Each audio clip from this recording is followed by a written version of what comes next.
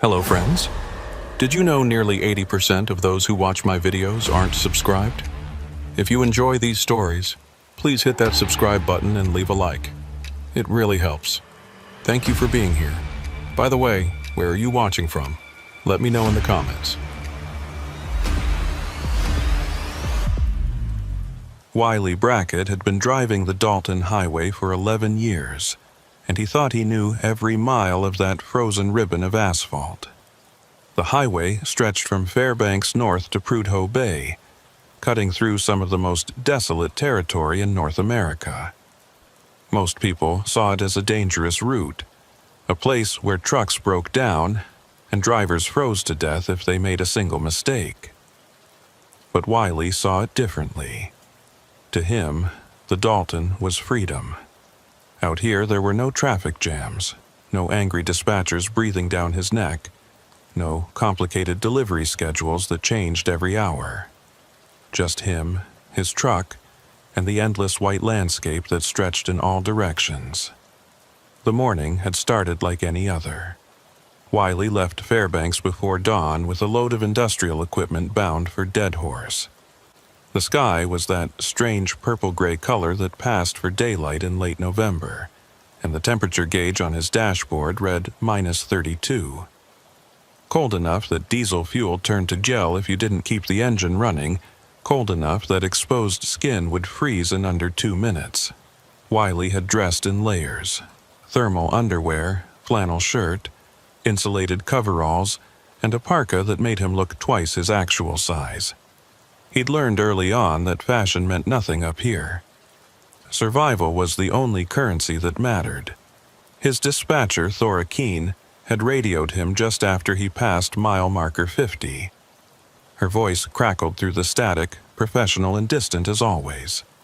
Thora had been dispatching for Arctic freight companies for 20 years, and she developed the emotional range of a robot. Nothing fazed her.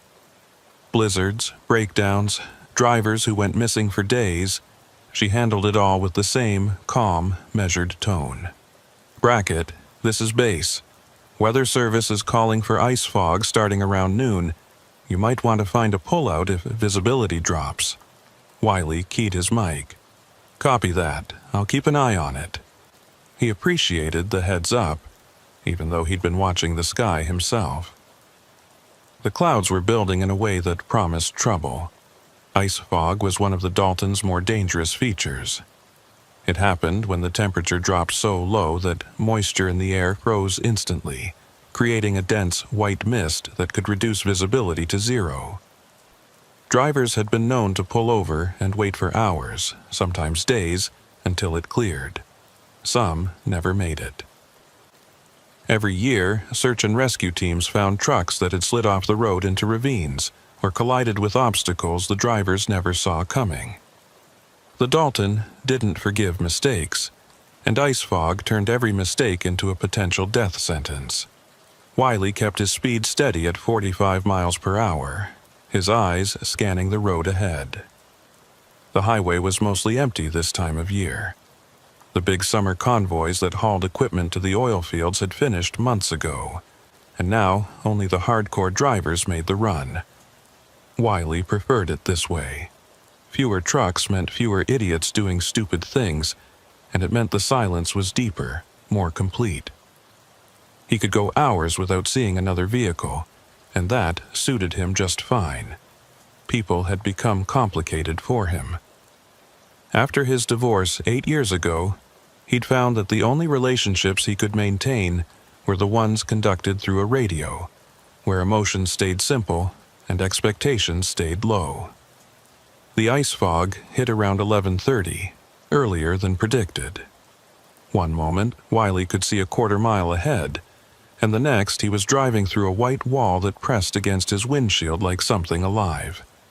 He eased off the accelerator, bringing his speed down to 20, then 15. His headlights reflected back at him, turning the fog into a blinding curtain. He switched to his fog lights, which helped marginally, but mostly he was navigating by feel, keeping the truck centered by watching the subtle change in snow texture that marked the road's edge. He'd been creeping forward for about 10 minutes when his CB radio crackled to life. But instead of Thora's voice or another driver checking in, what came through was something else entirely. It was a distress call, but the voice was broken up, layered with static and strange echoes that made it hard to understand. Assistance required. Pump Station 7, equipment failure. The voice cut out, replaced by a high-pitched whine that made Wiley wince. He grabbed his mic. "This is Brackett on Channel 19. I'm picking up a distress call but can't make out the details. Who's calling, and what's your location?" The response came back, but it was worse than before. The voice sounded like it was underwater, or maybe speaking through several layers of glass. Words overlapped themselves, creating an unsettling echo effect. Pump Station 7, Dalton Mile, 184, need. Static consumed the rest. Wiley checked his GPS. Mile marker 184 was about 30 miles ahead, right in the heart of the ice fog. Pump Station 7 was one of the old decommissioned sites, shut down years ago when the oil companies consolidated operations. He'd passed it 100 times and never seen any activity there. The place had been abandoned since before he started driving this route. He keyed his mic again. "Repeat your message. Pump Station 7 has been closed for years. Are you sure that's your location?" This time, the response was clearer, though still distorted by that strange echo. "Station 7, yes. Emergency. Please respond." Then the voice said something that made Wiley's blood run cold. The voice said his name. "Brackett, need assistance. Hurry." How did whoever was calling know his name? He hadn't identified himself beyond his handle. He tried calling back, but now he got nothing but static, and that persistent whine that seemed to pulse with an almost rhythmic quality. Wiley sat there in his cab, the engine rumbling beneath him, the ice fog pressing against the windows like it wanted to get in. Every instinct told him to ignore the call and keep moving. Decommissioned pump stations didn't have working radios. Voices on the CB didn't echo like that unless there was serious equipment malfunction. And nobody should have known his name. But there was another part of him, the part that had been driving these roads for over a decade, that couldn't ignore a distress call. Up here, ignoring someone in trouble was the same as killing them. The cold didn't care about your reasons or your suspicions. It just killed, efficiently and without mercy. He made his decision. He'd head to mile marker 184 and check it out. If it turned out to be nothing, he'd just lost an hour. If someone really was in trouble, he might save a life. He eased his truck forward, watching his odometer count off the miles. The ice fog seemed to thicken the further north he went, until he was navigating almost blind, trusting the feel of the road beneath his tires and the faint changes in the white wall around him. Twice, he had to stop completely when the visibility dropped to nothing, sitting with his engine running, burning fuel he might need later, waiting for a brief clearing that let him creep forward another few hundred yards. Mile marker 184 finally appeared out of the fog like a ghost. The sign was old and weathered, barely legible, but it was there. Wiley started looking for the turnoff to Pump Station 7. He remembered it as being about half a mile past the marker, a narrow access road that led east into what had once been a small service complex. When he found the turn, he hesitated. The access road was covered in snow and showed no recent tire tracks. If someone was really out here calling for help, how had they arrived? There were no vehicles visible, no footprints, nothing to suggest human presence. He turned onto the access road anyway, his truck crawling forward in first gear. The road climbed slightly, and as he reached the top of a small rise, the pump station came into view, or rather what was left of it. The main building was still standing, but just barely. The metal siding was rusted and torn, hanging in strips that rattled in the wind. Several windows were broken, and snow had drifted through the openings. There were 3 smaller structures that looked like they might have been storage units or worker quarters, all in similar states of decay. The whole complex had the look of a place that had been forgotten by time, left to rot in the Arctic wind. Wiley parked his truck about 50 yards from the main building and sat there, engine running, studying the scene. The ice fog had thinned slightly at this elevation, giving him better visibility. He could see that the gate to the compound had been torn off its hinges years ago. A rusted sign that once warned of restricted access lay face down in the snow. Everything about the place screamed abandonment. Nothing moved except the wind-driven snow and those strips of metal siding that banged against the building with irregular rhythm. He grabbed his CB mic and tried calling again. "This is Brackett. I'm at Pump Station 7. If anyone's here, respond." The answer that came back made his skin crawl. It was his own voice. Not someone impersonating him, but his actual voice, speaking words he hadn't said. "At Pump Station 7. If anyone's here, respond." The message played back with a delay of about 2 seconds, like an echo, but it was too perfect, too clear to be a natural echo. It was as if someone had recorded his transmission and was playing it back to him. He tried again, speaking slowly. "This is Wiley Brackett. Who am I talking to?" Again, his own voice came back. "Wiley Brackett. Who am I talking to?" But this time, there was something underneath it. A whisper that said something else, something he couldn't quite make out. He turned off the CB radio. Whatever was happening with the transmission, it wasn't natural. Equipment malfunction could explain some weird radio behavior, but not this. Not his own voice being played back with that unsettling precision. He sat in his truck, watching the abandoned pump station, trying to decide what to do. The smart move was to leave, get back on the highway, and report the weird radio transmission to Thora. Let someone else figure out what was going on out here. But he'd come all this way, and there was still a chance, however small, that someone was actually in trouble. Wiley shut down his engine, immediately feeling the cold begin to seep into the cab.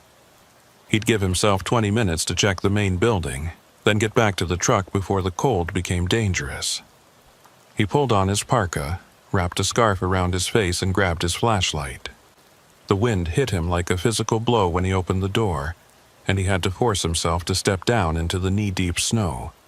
The temperature felt even colder here, if that was possible, and his breath formed instant clouds of ice crystals that hung in the air. The walk to the main building took longer than he expected. The snow was deeper than it looked, and several times he broke through crusty layers and sank up to his thighs. By the time he reached the entrance, his legs were burning from the effort and his lungs ached from breathing the frozen air. The door hung half open, blocked by a drift of snow. He kicked it clear and pushed inside, his flashlight beam cutting through the darkness. The interior was worse than the exterior. The roof had collapsed in sections, leaving piles of snow and debris on the floor. Equipment that had once been valuable enough to justify this isolated outpost now stood rusted and broken, covered in ice. Pipes had burst and frozen, creating strange ice formations that looked like sculptures. Wiley moved through the building slowly, his flashlight beam searching every corner. The place had clearly been empty for years. There were no signs of recent habitation, no footprints in the snow that had blown in through broken windows, no trash or supplies that would indicate someone camping out here. He found what looked like it had been the radio room. The equipment was ancient, probably from the 70s or 80s, all of it long dead and frozen. There was no way this gear had transmitted the distress call he'd heard. He was about to leave when he noticed something odd. On the wall behind the old radio equipment was a series of marks. At first, he thought they were just random scratches in the paint, but as he looked closer, he realized they were words. Someone had carved messages into the wall, dozens of them, maybe hundreds. He moved his flashlight beam across the surface, reading what he could make out. "Day 43, still waiting," said one. "They promised pickup. Nobody came," said another. The dates on some of the messages went back years, but others looked more recent. One message, carved deep enough that it stood out from the others, said simply, "Don't trust the radio. It lies." Wiley felt his pulse quicken. He moved along the wall, reading more messages. They told a disturbing story of someone who had been stationed here, waiting for relief that never came. The tone of the messages grew increasingly desperate and paranoid. "Hearing voices on the radio, my own voice, makes no sense," one said. Another proclaimed, "Not alone here, something in the fog, watches through the windows." The final message, carved so deep the metal beneath the paint showed through, simply said, "They're coming. Hide the logs. Tell no one. Ivar Lyle." Ivar Lyle. The name meant nothing to Wiley, but clearly this person had been the last one here, or at least the one who'd left these messages. He scanned his flashlight around the room, looking for the logs Lyle had mentioned. He found them in a metal cabinet that had been wedged behind a collapsed section of ceiling. The cabinet was locked, but the cold had made the metal brittle, and he was able to pry it open with a piece of broken pipe. Inside were 3 notebooks, their pages yellowed and water-stained but still legible. Wiley opened the first notebook. The entries were dated, starting from 12 years ago. They documented the daily operations of Pump Station 7 back when it was still active. Weather reports, equipment maintenance, supply deliveries. Nothing unusual. But about halfway through the first notebook, the tone changed. November 15th, radio acting strange, picking up transmissions that don't make sense. Voices that sound familiar but wrong somehow. The entry went on to describe exactly what Wiley had experienced. Messages that echoed back, voices that sounded like recordings, and the growing sense that something was fundamentally wrong with the communications equipment. The second notebook was worse. The entries became erratic, sometimes multiple per day, sometimes with weeks between them. Ivar Lyle described being unable to reach his dispatcher, hearing distress calls that led nowhere, and seeing lights in the ice fog that moved in ways that defied explanation. December 3rd. Saw the convoy lights again, 3 trucks in formation. But when I went outside, nothing there. Checked the logs. No convoy scheduled for this route. Where are they coming from? Another entry, dated 2 days later. Radios are playing back my transmissions. Exact words, exact timing. Feels like I'm talking to myself across time. Wiley turned to the last notebook with hands that were starting to shake from more than just the cold. This notebook was different. The handwriting was erratic, sometimes barely legible, and the entries made less and less sense. But one entry stopped him cold. It was dated tomorrow, November 22nd. Today was November 21st. The entry read, "Brackett arrives, responds to the call, finds the logs. Don't know if this helps or makes it worse. Pattern repeats, always repeats. We're all stuck in the same loop." He stared at the page, his mind refusing to accept what he was seeing. This was impossible. Nobody could write an entry for tomorrow, especially not 12 years ago. He checked the other notebooks again, confirming the dates. They started 12 years ago and ended tomorrow. The final entry, written in a shaky hand that suggested desperation or fear, simply said, "If you're reading this, you're part of it now. The fog takes time and twists it. The radio is the anchor. Destroy it or escape. Don't stay after dark. They come when the light fails." Wiley looked at his watch. It was 3:15 in the afternoon. In November, this far north, full darkness came by 4:30. He had a little over an hour to get back to his truck and get out of here. He grabbed all 3 notebooks, stuffing them inside his parka, and headed for the door. But as he stepped back outside, he froze. The ice fog had thickened again, dropping visibility to almost nothing. And through that white curtain he could see lights. 3 sets of headlights moving in formation, coming up the access road toward the pump station. A convoy, just like Ivar Lyle had described in his logs. 3 trucks, their lights cutting through the fog, moving with the steady determination of drivers who knew exactly where they were going. Wiley stood there, watching them approach, part of him wanting to wave them down, to confirm they were real, to break this growing sense of unreality that had gripped him since he'd read those notebooks. But another part, the part that had read Lyle's increasingly frantic entries, told him to hide. He ducked back inside the pump station and moved to a window where he could watch without being seen. The convoy reached the compound and stopped, the trucks forming a loose circle around the main building. Their engines kept running, exhaust visible even in the fog. But nobody got out. The trucks just sat there, lights on, engines rumbling, as if waiting for something. Wiley watched them for several minutes, but nothing changed. No doors opened. No drivers emerged. Nothing moved except the wind-driven snow. Then his CB radio crackled to life. He'd left it in the truck, which meant he shouldn't be able to hear it from inside this building. But he heard it clearly, the sound cutting through the wind and the walls as if distance meant nothing. And the voice that came through wasn't Thora's or another driver's. It was his own voice, speaking words he'd never said. "They're here. The convoy. Don't go outside. They're not what they seem." Wiley pressed himself against the cold wall of the pump station, his breath coming in short bursts that created small clouds in the frozen air. The 3 trucks outside remained motionless, their headlights boring through the ice fog like searchlights. He couldn't see the drivers through the windshields, couldn't see any movement at all. But he knew with absolute certainty that whatever was in those trucks was aware of his presence.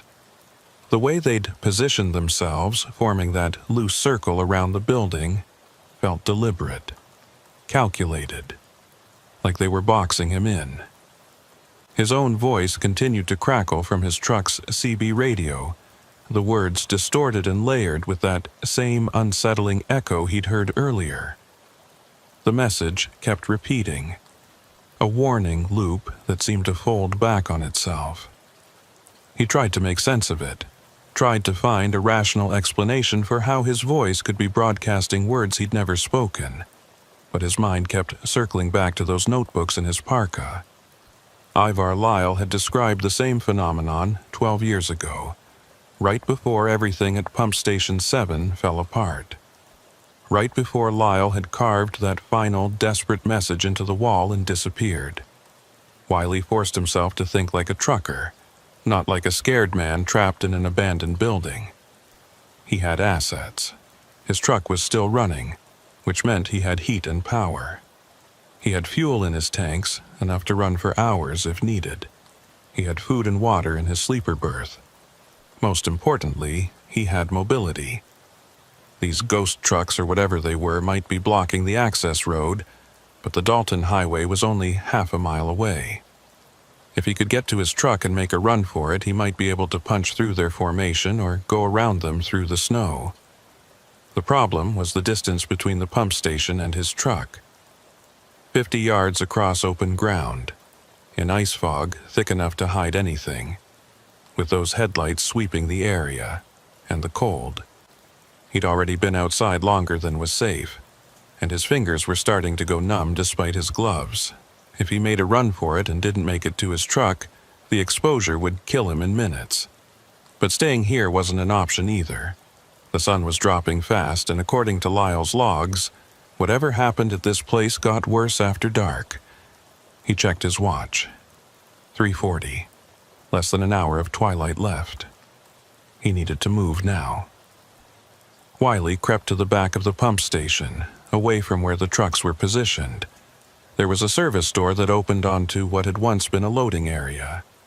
The door was frozen shut, but he put his shoulder into it and felt it give slightly. 3 more hard shoves, and it popped open with a crack that sounded impossibly loud in the stillness. He froze, listening for any response from the trucks. Their engines continued their steady rumble, unchanged. No doors opened. No footsteps crunched through snow. The loading area gave him some cover from the headlights. He could see his truck from here, a dark shape barely visible through the fog. The distance looked much longer than 50 yards now. It looked like a mile. He took a deep breath of air so cold it burned his lungs, then started moving. Not running, which would have been suicide in the deep snow, but a fast, steady walk that ate up ground while conserving energy. He kept his eyes on his truck, using it as a beacon, trying not to think about what might be watching him from those other vehicles. He was halfway to his truck when he heard the sound. It started low, almost below the threshold of hearing, then built into a deep mechanical groan that seemed to come from all three trucks at once. Their engines were revving, synchronized in a way that no human coordination could achieve. The sound built and built until Wiley could feel it in his chest, vibrating through the frozen air like a physical force. Then, simultaneously, all three trucks began to move. Not toward him, but away. They were backing up, repositioning themselves, and as they moved, their headlights swept across the compound in coordinated arcs. Wiley dropped flat in the snow as one of those light beams passed over where he'd been standing. The cold bit into him immediately, seeping through his coveralls, but he didn't move.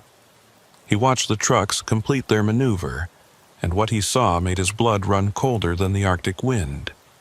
They weren't just repositioning randomly. They were forming a new pattern, and the pattern was centered on his truck. They were cutting off his escape route. He had seconds to decide, stay hidden in the snow and freeze, or make a final desperate run for his truck. The third option, the one his rational mind kept screaming at him to take, was to retreat to the pump station and wait for rescue. But rescue might not come for days, and something told him that whatever was happening here wouldn't wait that long. The trucks were hurting him, playing with him, and he had the sick feeling that if he let them finish their game, he wouldn't survive to see morning. Wiley pushed himself up and ran. Not the careful walk from before, but an all-out sprint that had him floundering through snowdrifts and nearly falling twice. The trucks responded immediately. Their engines roared and they surged forward, headlights swinging to track his movement. But they were still 50 yards away, and he only had 20 left to go.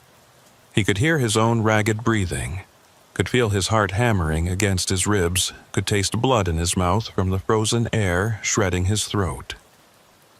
10 yards. 5. His hand closed on the door handle of his truck and yanked it open. He threw himself into the cab and slammed the door, hitting the lock button with a hand that shook so badly he almost missed. The familiar interior of his truck felt like sanctuary. He gunned the engine and threw the transmission into reverse, not caring about the careful maneuvering he usually employed. The truck lurched backward, tires spinning in the snow, and he cranked the wheel hard to bring the nose around. In his mirrors, he could see the three trucks closing in, moving faster than any semi should be able to move through deep snow. They weren't obeying normal physics, weren't limited by traction or weight distribution. They just came, relentless and impossible. Wiley got his truck facing the access road and floored the accelerator. His engine roared, turbocharger screaming, and the truck leaped forward. The three pursuing vehicles were right behind him now, so close he could see them clearly in his mirrors despite the fog. And what he saw confirmed his worst fears. The windshields were empty. No drivers. No movement inside the cabs at all. Just empty seats and dark interiors, trucks driving themselves with mechanical precision. The access road was a narrow track through the snow, barely wide enough for one truck, and Wiley pushed his vehicle to speeds that were suicidal in these conditions. His truck, fishtailed on patches of ice, bounced over frozen ruts, threatened to slide off into the drifts on either side. But he kept his foot down, kept fighting the wheel, because the alternative was letting those things behind him catch up. He could hear them now even over his own engine, their transmissions grinding through gears, their air brakes hissing.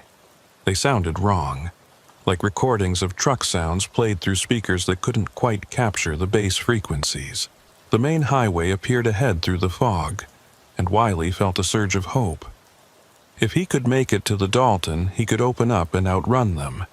His truck was newer, better maintained, and he was a damn good driver. He'd driven this highway in conditions that would make other truckers weep. He could do this. The access road began its slight descent toward the highway junction, and Wiley used gravity to add a few more miles per hour to his speed. Behind him, the 3 trucks matched his acceleration effortlessly. He hit the junction doing 45, way too fast, and felt his trailer begin to swing out. For a horrible moment, he thought he was going to jackknife, could picture the whole rig folding sideways and spilling across both lanes. But his hands worked the wheel with the muscle memory of 11 years on ice, and he brought the trailer back in line. The truck straightened out on the highway and he pushed harder, getting up to 50, then 55. The 3 trucks behind him fell back slightly, and for the first time since this nightmare began, Wiley thought he might actually escape. That was when his CB radio crackled to life again. This time, it wasn't his voice. It was Thora Keene. But something was wrong with her voice too. That same underwater quality, that same layering of echoes. "Brackett, this is base. You need to stop. Pull over and wait for assistance." He grabbed his mic without thinking, the habit of responding to dispatch too ingrained to resist. "Thora, I'm in trouble. 3 trucks are following me," and he stopped, realizing what he'd just done. He'd confirmed his location, confirmed he was listening. The voice that came back wasn't Thora's anymore. It shifted mid-sentence, cycling through different voices he recognized. First Thora, then other truckers he'd talked to over the years, then people from his past. His ex-wife. His father who'd died 5 years ago. Each voice spoke the same words. "Stop the truck, Wiley. Pull over. You can't escape. The fog has you now." The voices overlapped, creating a chorus that was both familiar and profoundly wrong. He ripped the CB microphone cord from its socket, cutting off the transmission, but the voices continued. They were coming from his own radio now, even though it was no longer receiving. Wiley focused on driving, blocking out the impossible voices, watching his mirrors for the 3 trucks. They'd fallen back to about a quarter mile, maintaining that distance but not closing it. Almost like they were herding him rather than chasing him. The thought sent a new spike of fear through him. Where were they herding him to? He checked his GPS, confirming his position. Mile marker 207, heading south toward Fairbanks. Normal traffic should start appearing soon. Other trucks, supply vehicles heading north, maybe a state trooper. Once he had witnesses, once other people saw what was happening, this would have to stop. Whatever reality-bending nightmare he'd stumbled into, it couldn't sustain itself with witnesses. But the highway remained empty. He drove for 10 miles, then 15, and saw nothing. No other vehicles, no tracks in the snow, no signs of human presence at all. The ice fog thinned and thickened in waves, but it never fully cleared. And those 3 trucks stayed behind him, matching his speed, their empty cabs visible whenever he got a clear view in his mirrors. They looked like his truck, he realized. Not the same model or color, but the same general configuration. Freightliner cabs with box trailers, standard Arctic freight configurations. They looked like him. The voices on his CB had settled into a new pattern. They were speaking in unison now, all the different voices synchronized, and they were reading something. It took him a moment to recognize what. They were reading from Ivar Lyle's notebooks. The entries he'd stuffed in his parka. The voice recited, November 15th, radio acting strange, picking up transmissions that don't make sense. The exact words Wiley had read less than an hour ago. But he was the only one who'd read those notebooks. They'd been locked in that cabinet for 12 years. How could the voices know what was written in them? Unless they'd been through this before. Unless every word in those notebooks was a recording of previous incidents, previous drivers who'd responded to that distress call and ended up trapped in the same loop. The entry dated tomorrow suddenly made horrible sense. It wasn't prediction. It was history. Wiley had already done all of this, was always going to do all of this, and the notebooks were just documentation of an event that existed outside normal time. He was reading his own future because his future had already happened, was happening now, would happen again in an endless cycle. The realization hit him like a physical blow, and he nearly lost control of his truck. His hands shook on the wheel, and he had to consciously force himself to breathe, to stay focused, to keep driving. If what he was thinking was true, then there was no escape.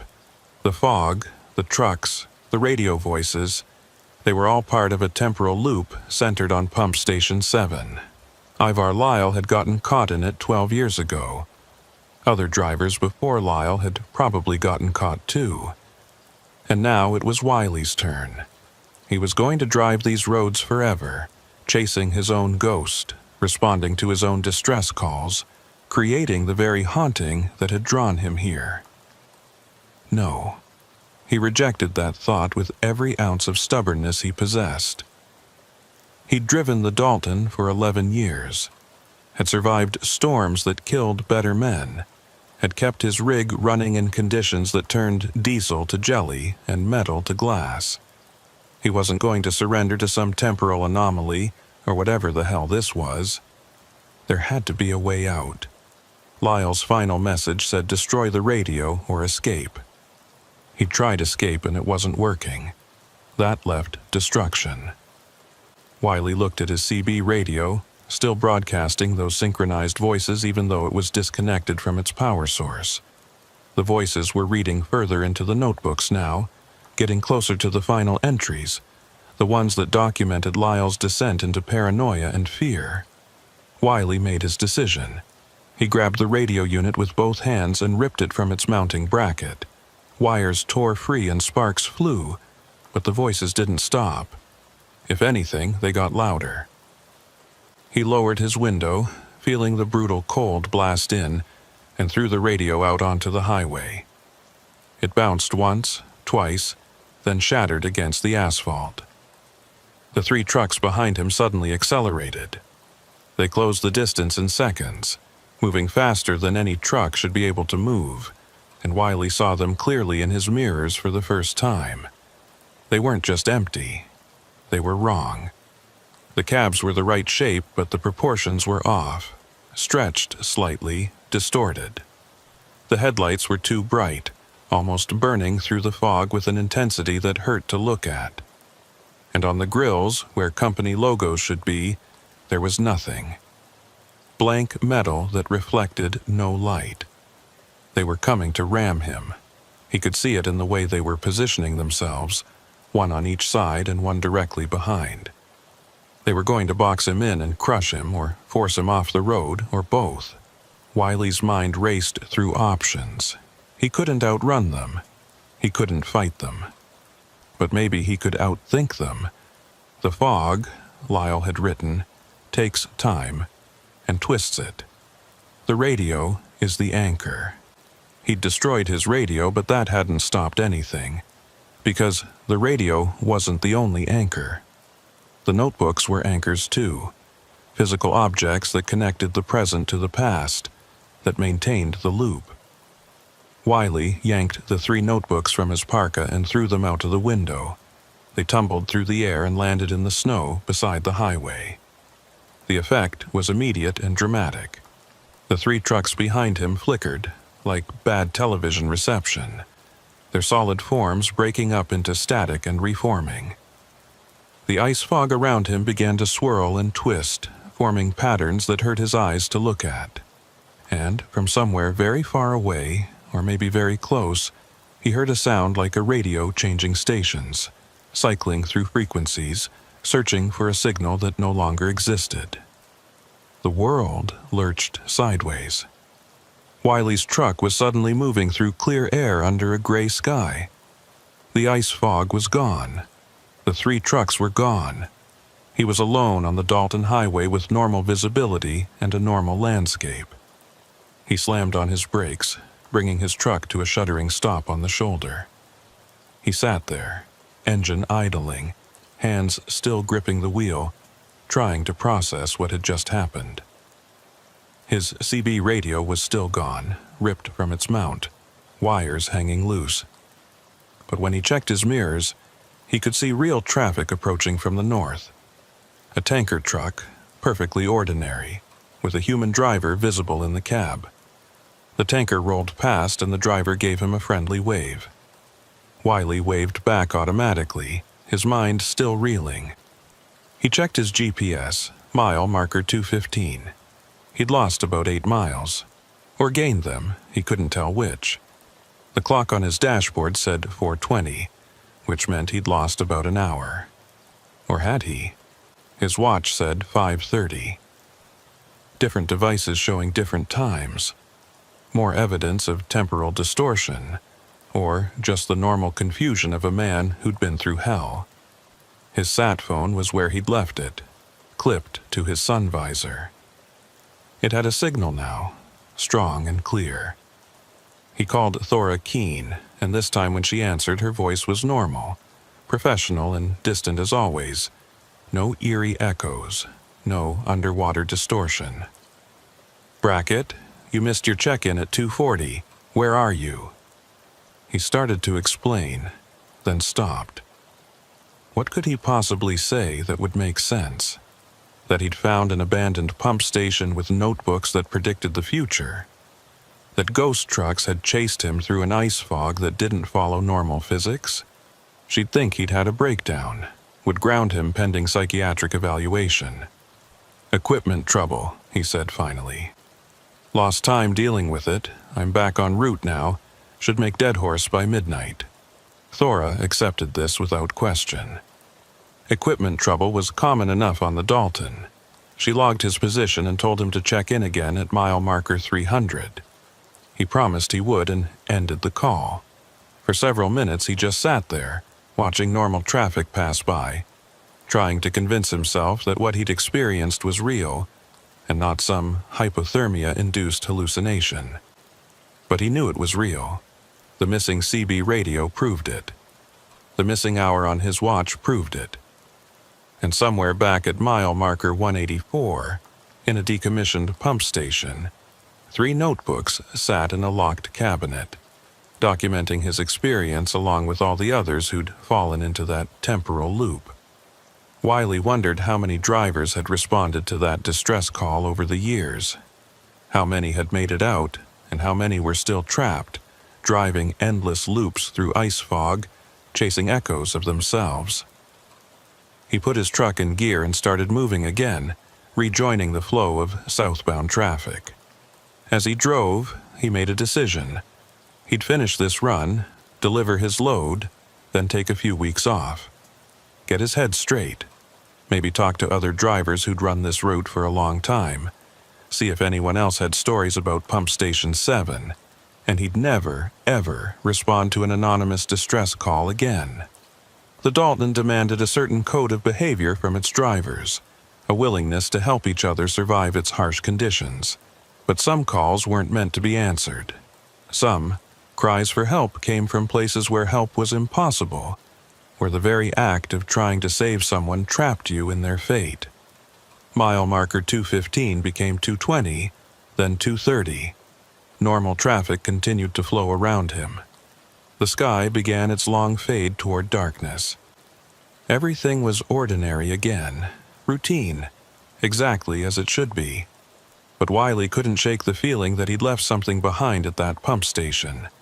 Some part of himself that was still there, still reading those notebooks, still trying to make sense of impossible temporal loops. He wondered if that's what had happened to Ivar Lyle. If some version of Lyle was still out there, trapped in the fog, while another version had escaped to carve warnings on walls. The question that haunted him most was simple and terrible.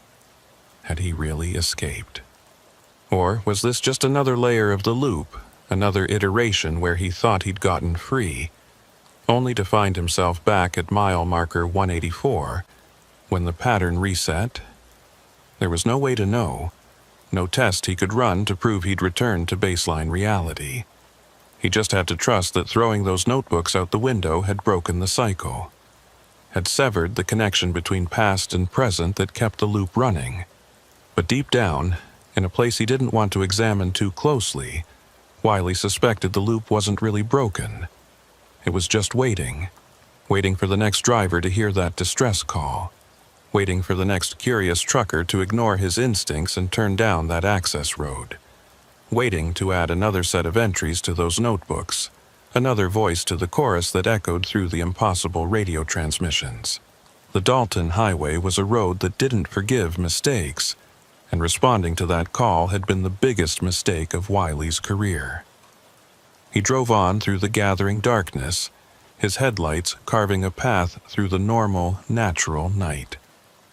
Behind him, somewhere in the ice fog that rolled eternal across the Arctic landscape, Pump Station 7 Hyen stood abandoned and waiting, and in a locked metal cabinet, 3 notebooks documented horrors that existed outside of time, warning anyone who found them that some mysteries were better left unsolved, some calls better left unanswered.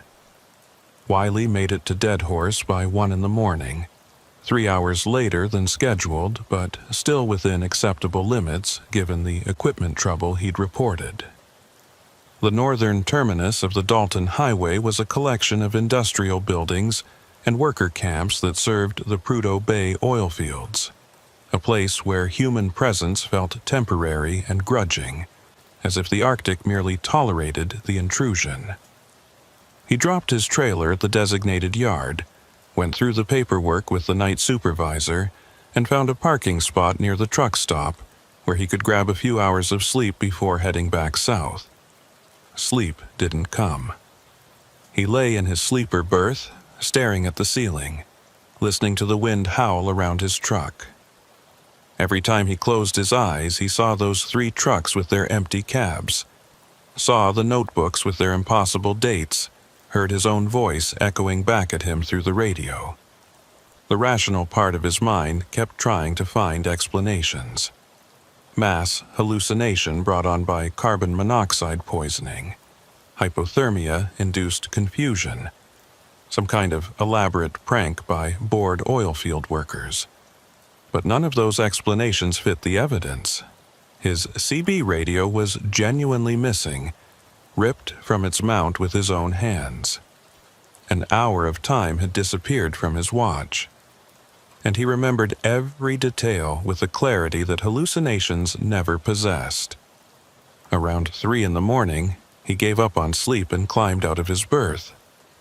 The truck stop was nearly empty at this hour, just a handful of other drivers scattered across the parking lot.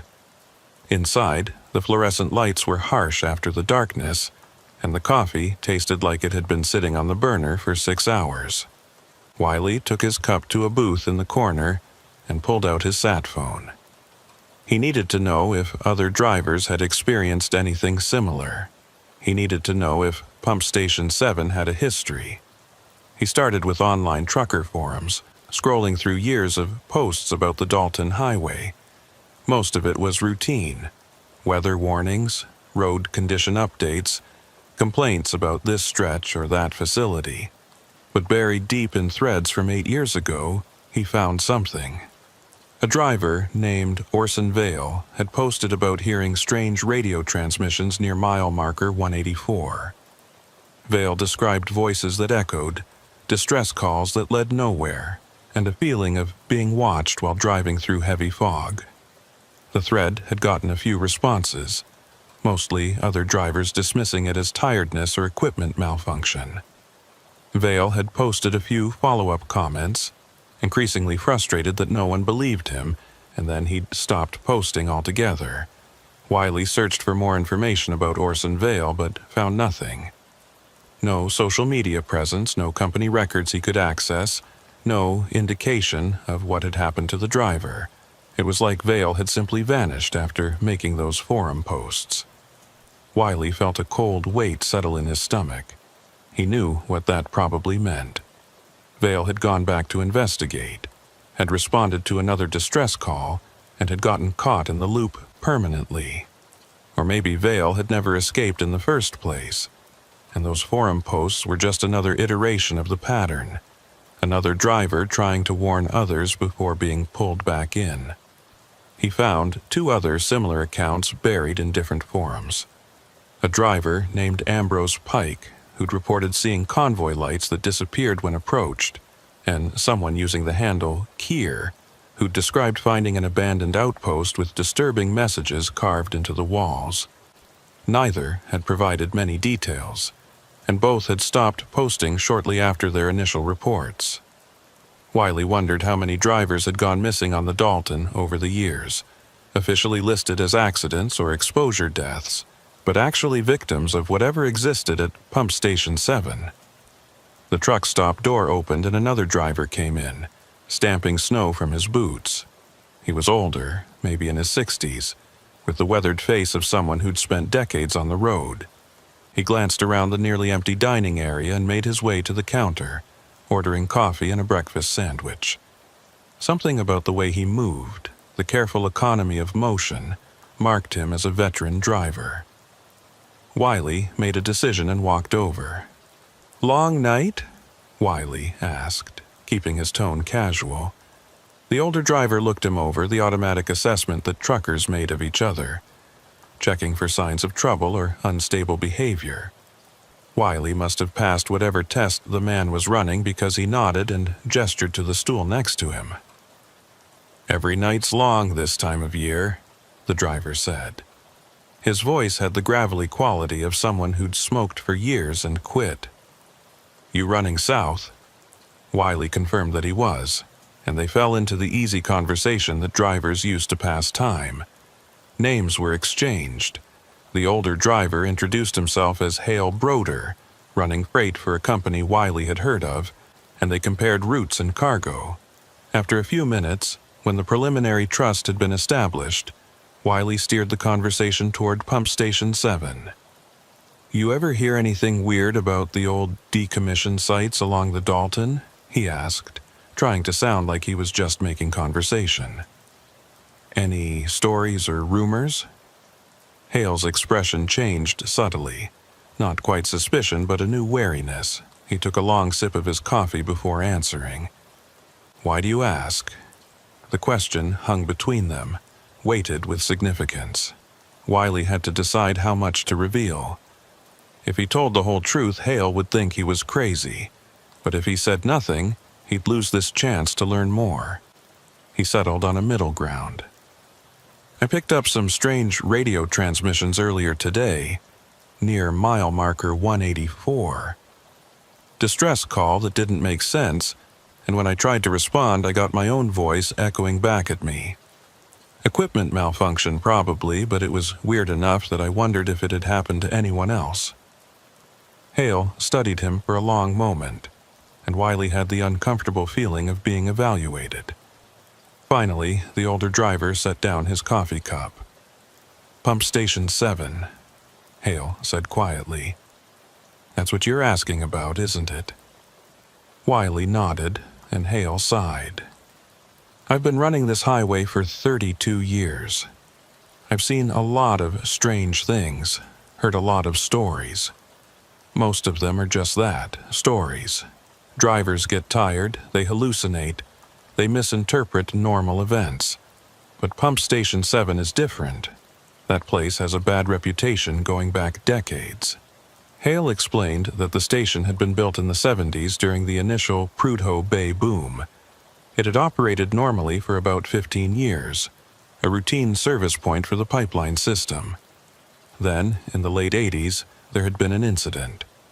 Details were scarce, but it involved a crew of 3 workers who'd been stationed there during a particularly brutal winter.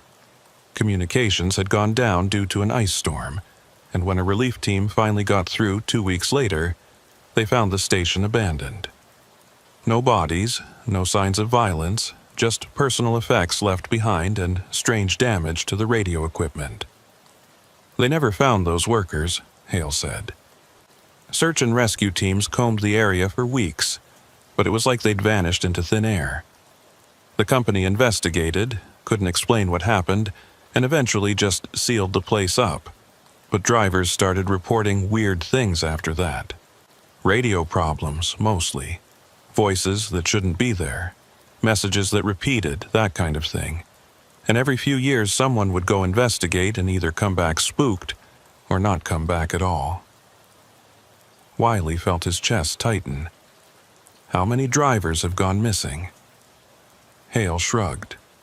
Hard to say. The Dalton's dangerous enough on its own.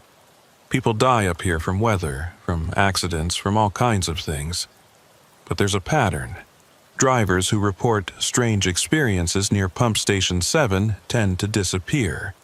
Either they stop showing up for runs, or they're found later with no memory of what happened, or they're just gone.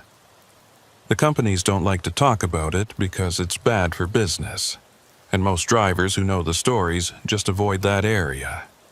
Why didn't anyone warn me? Wiley asked, hearing the frustration in his own voice. Hale gave him a sad smile. Would you have believed them? If someone told you there was a haunted pump station that trapped drivers in time loops, would you have taken it seriously? He had a point. Wiley would have dismissed it as superstition or old-timer stories. He asked what Hale thought was really happening at Pump Station 7. The older driver was quiet for a moment, choosing his words carefully. I think that place exists wrong, Hale said finally. I know that sounds crazy, but it's the only way I can describe it. Something happened there, something that broke the normal rules. Time doesn't work right in that area. Space doesn't work right. And the radio equipment, for whatever reason, acts as some kind of anchor or conduit. Drivers who interact with it get caught in whatever loop or trap exists there. The smart ones realize something's wrong and get out fast. The unlucky ones get pulled in too deep and can't escape. Wiley told him about the notebooks, about finding Ivar Lyle's logs with their impossible dates. Hale's expression grew grim. Lyle. Yeah, I remember hearing about him. He was the last official worker stationed at Pump Station 7 before they shut it down completely. Decent guy, good at his job. Then he started sending increasingly weird reports back to his company, talking about radio anomalies and temporal distortions. They thought he was having a breakdown and sent a team to pull him out. But when the team got there, the station was empty and Lyle was gone. They found journals, apparently, but the company classified them. You say you found notebooks? I threw them away, Wiley admitted. They were part of what was keeping me trapped. Once I got rid of them, the loop broke and I was able to escape. Hale nodded slowly. That was smart. The physical objects seem to matter. They're like anchors tying the present to whatever happened in the past. Get rid of the anchors, break the connection. He paused, then added, but you should know, just because you got away doesn't mean you're free. That place has a way of pulling people back. Once it has your, I don't know what to call it, your temporal signature, maybe. Once it knows you exist, it can reach out and grab you again if you're not careful. The implication was clear and terrifying. Wiley asked what he should do, and Hale's answer was simple. Don't go back. Don't respond to any distress calls from that area. Don't even think about that place if you can avoid it. Some drivers who escaped reported that the loop would try to reassert itself, pulling them back through dreams or compulsive thoughts. You have to resist it. Find a different route if you can. If you can't, drive past that section as fast as safely possible and keep your CB off. They sat in silence for a while. drinking coffee that had gone lukewarm. Wiley felt simultaneously relieved to have confirmation that he wasn't crazy and terrified by the implications. He asked Hale if there was any way to destroy the loop permanently, to shut down whatever existed at Pump Station 7. The older driver shook his head.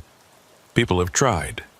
A few years back, a driver named Tamsin Rourke convinced her company to let her investigate. She was smart, methodical, had a background in electrical engineering, thought she could figure out what was causing the anomalies and fix it.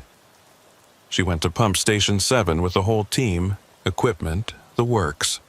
They spent 3 days there running tests, documenting everything. When they came back, Rourke said the place was beyond fixing. Whatever had happened there had created a permanent distortion in local space-time. The only way to stop it would be to completely demolish the site, remove every piece of material, and even then she wasn't sure it would work. The anomaly might be tied to the location itself, not just the buildings. So we just let it keep operating? Keep trapping drivers? Wiley felt anger rising alongside his fear. Hale's expression was sympathetic but resigned. What else can we do? No one believes it exists except the drivers who've experienced it, and most of them don't want to talk about it because they're afraid of being grounded for psychological issues. The companies won't do anything because officially the station is just an abandoned building. And if you go to the authorities with a story about temporal loops and ghost trucks, they'll think you're having a breakdown. We're stuck with it. Wiley wanted to argue, wanted to say there had to be something they could do, but he couldn't think of anything. Hale was right. The system wasn't designed to handle something like this. There were no protocols for dealing with locations that existed outside normal time, no agencies responsible for investigating temporal anomalies. The best they could do was warn other drivers and hope people listened. He asked Hale if there were any other locations like Pump Station 7 on the Dalton. Not that I know of, Hale said. This highway has plenty of dangers, but most of them are normal. Weather, animals, mechanical failure. Pump Station 7 is unique as far as I can tell, though I've heard stories about weird places on other routes. The Yukon has some stretches where drivers report strange things. Nunavut, up on the ice roads. Isolated places where the barriers between normal and abnormal get thin. But Pump Station 7 is the only one I know about personally. They talked for another hour, Hale sharing what he knew about the history of the Dalton and the various strange incidents that had occurred over the decades. Most were easily explained or harmless, but a few, like Pump Station 7, defied rational explanation. As dawn began to lighten the sky, Wiley felt marginally better. At least he wasn't alone in this. At least there were other drivers who knew the truth and could confirm he wasn't losing his mind. Hale gave him a sat phone number and told him to call if he experienced any more anomalies or felt the loop trying to pull him back. One more thing, Hale said as they were preparing to leave. Your dispatcher, Thora Keene, you trust her? The question surprised Wiley. Yeah, I guess. She's always been solid. Why? Hale looked uncomfortable. Some drivers think the companies know more than they're letting on, that they're aware of these anomalies but keep quiet because acknowledging them would open them up to liability. I'm not saying Thora is involved in any cover-up, but be careful what you tell her. If she reports that you're having psychological issues, you could be grounded permanently. Wiley nodded, understanding the warning. He'd already decided not to tell Thora the full story, but Hale's caution reinforced that decision. He thanked the older driver and headed back to his truck. The sun was fully up now, painting the industrial landscape in shades of gold and gray. Other drivers were starting their day, running through pre-trip inspections and warming up engines. Normal, routine, safe. Wiley wanted desperately to believe he was back in that normal world, that the nightmare at Pump Station 7 was behind him. But as he climbed into his cab and started his engine, He noticed something that made his blood run cold. On his dashboard, exactly where he'd kept his CB radio before ripping it out, was a small notebook. It hadn't been there when he'd parked. He was absolutely certain of that. He picked it up with trembling hands and opened it to the first page. The handwriting was his own, though he had no memory of writing anything. The entry was dated today, and it read, "Mile marker 184. Responded to distress call. Found pump station 7. The loop begins again." His hands shook as he flipped through the notebook.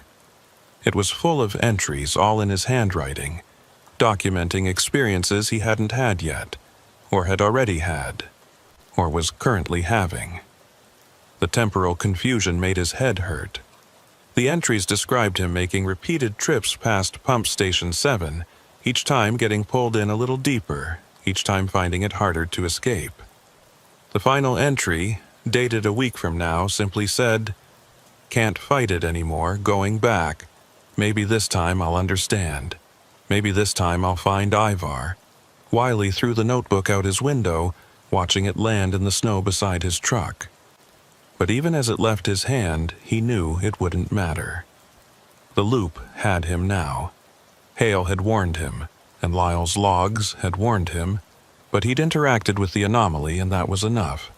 He was marked. Part of the pattern. And no matter how far he drove, or how long he avoided that stretch of highway, eventually he would be drawn back. The loop was patient. It had all the time in the world because at pump station 7, time wasn't a river flowing in one direction. It was a whirlpool, circular and inescapable. He sat there for a long moment, engine idling, staring at the notebook lying in the snow. Then he made a decision. He wouldn't wait for the loop to pull him back involuntarily. He'd go back on his own terms, prepared this time, armed with everything Hale had told him and everything he'd learned. Maybe he couldn't destroy the anomaly, but maybe he could understand it. Maybe he could find Ivar Lyle and the other missing drivers. Maybe he could break the pattern from the inside. It was probably a suicide mission, but it was better than spending the rest of his life waiting for the inevitable pull, wondering when the loop would claim him. Wiley put his truck in gear and headed south, back toward the Dalton Highway, back toward mile marker 184, back toward pump station 7 and whatever waited for him there. He didn't call Thora to log his departure. He didn't tell anyone where he was going. If this went wrong, if the loop took him permanently, he didn't want other drivers coming to investigate and getting caught themselves. Some sacrifices had to be made alone. Some mysteries had to be faced in silence. The highway stretched out before him, empty and white under the Arctic sky. Somewhere ahead, in a place that existed wrong, Pump Station 7 waited, and in its rusted buildings and frozen shadows, the loop continued its eternal cycle, patient and hungry, ready to welcome another driver home. The drive back to mile marker 184 took 6 hours, and every mile felt like descending into something that wasn't quite geography.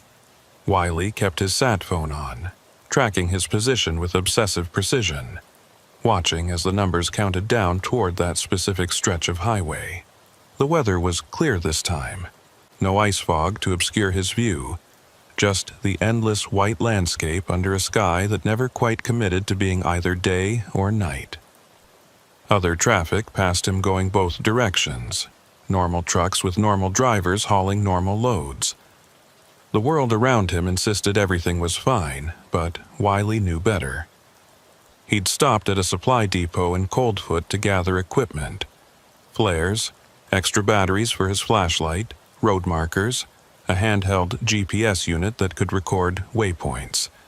He wasn't sure what would be useful when dealing with a temporal anomaly, but preparation felt better than helplessness. The clerk who sold him the supplies had given him a curious look when he'd requested a dozen notebooks and several permanent markers. Wiley hadn't explained. How could he? He was planning to leave messages for himself across different iterations of time, assuming he survived long enough to write anything. Mile marker 200 appeared, and Wiley felt his heart rate increase.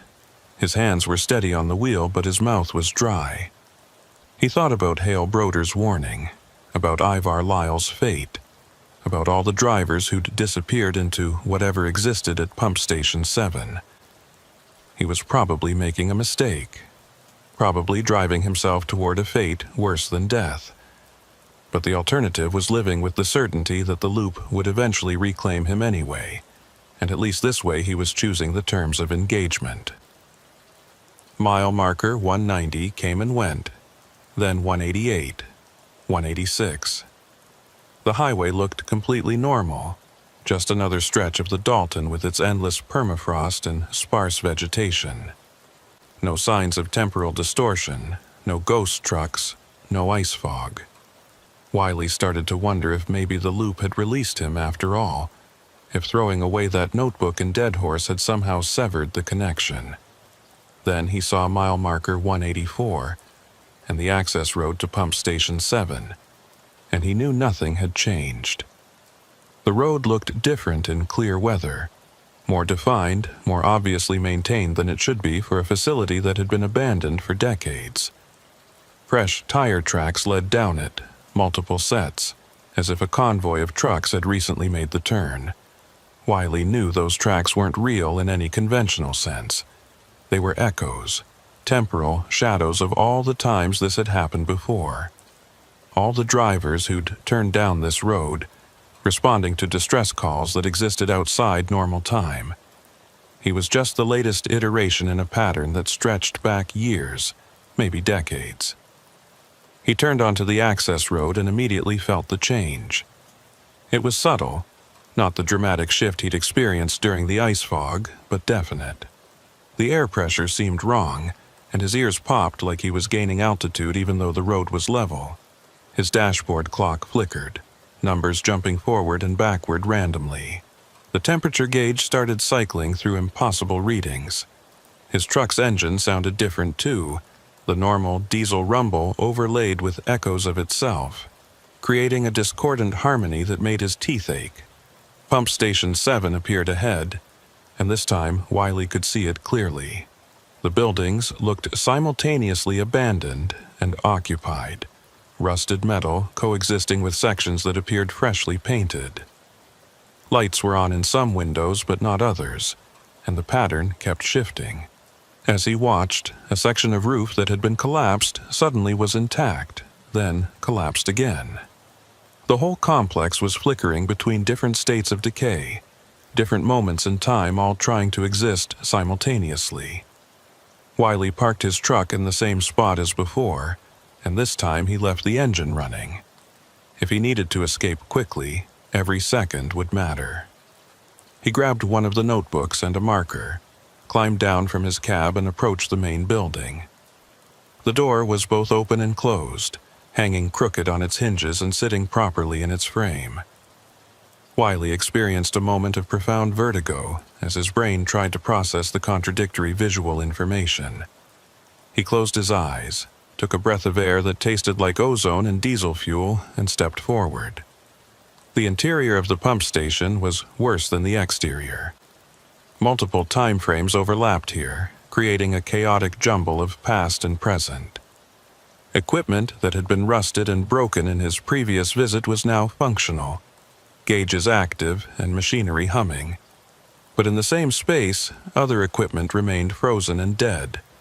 People moved through the building, transparent and flickering like old film projections. Wiley recognized Ivar Lyle from a description Hale had given him, a thin man with haunted eyes, wearing work coveralls from a decade past. But there were others too. Drivers in gear from different eras, workers in safety equipment that had gone out of use years ago, all of them moving through their routines unaware of each other or of Wiley watching them. He made his way to the radio room, the epicenter of the anomaly. The equipment here was simultaneously ancient and modern, valve-based technology coexisting with solid-state components that shouldn't exist in the same timeline. The walls were covered with those carved messages he'd seen before, but now there were more of them, hundreds more, all appearing and disappearing as the different temporal layers flickered in and out of phase. Wiley pulled out his notebook and added his own message. Wiley Brackett, November 21st, entered voluntarily, attempting to understand the pattern. As soon as he finished writing, the notebook began to fill itself with additional entries. His handwriting appeared on blank pages, documenting experiences he hadn't had yet, or had already had.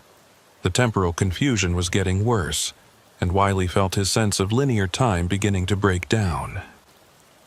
He flipped through the notebook and found entries dated years in the future, describing him making this same journey over and over, each time with slightly different details. In some iterations he escaped. In others, he didn't. In still others, the concept of escape became meaningless because time had ceased to flow in any recognizable direction. "You came back." The voice came from behind him, and Wiley spun around. Ivar Lyle stood there, but also didn't stand there. The man flickered in and out of visibility, sometimes solid, sometimes transparent, sometimes not present at all. When he spoke, his words came from multiple moments at once, overlapping themselves. "I knew you would. I wrote it in the logs, or will write it. Tense doesn't mean anything here anymore." Wiley tried to speak, but found his own voice affected by the temporal distortion. His words stretched and compressed, arriving at Lyle's ears before and after he actually spoke them. "How long have you been here?" he managed to ask. Lyle laughed, and the sound was wrong, coming from several different versions of his throat at once. 12 years, and 12 minutes, and forever. It's all the same now. I stopped being able to tell the difference after the first few loops." Lyle gestured at the radio equipment. "This is the anchor point. Whatever happened here, some kind of accident or experiment or just random chance, it created a stable temporal loop anchored to this equipment. Everyone who interacts with it gets caught in the pattern. We're all here, Wiley. Every driver who responded to the distress call. We exist in every iteration simultaneously." Wiley felt his grip on reality loosening. He could see what Lyle meant now. Looking around the room, he could see himself at different ages, different states of wear. A version of himself that had been trapped here for years, weathered and hollow-eyed. Another version that had just arrived moments ago, still confident he could solve this. A third version that was somehow both entering and leaving at the same time, caught in a paradox loop. All of them were him. All of them were real. "Can it be stopped?" Wiley asked, though he already suspected the answer.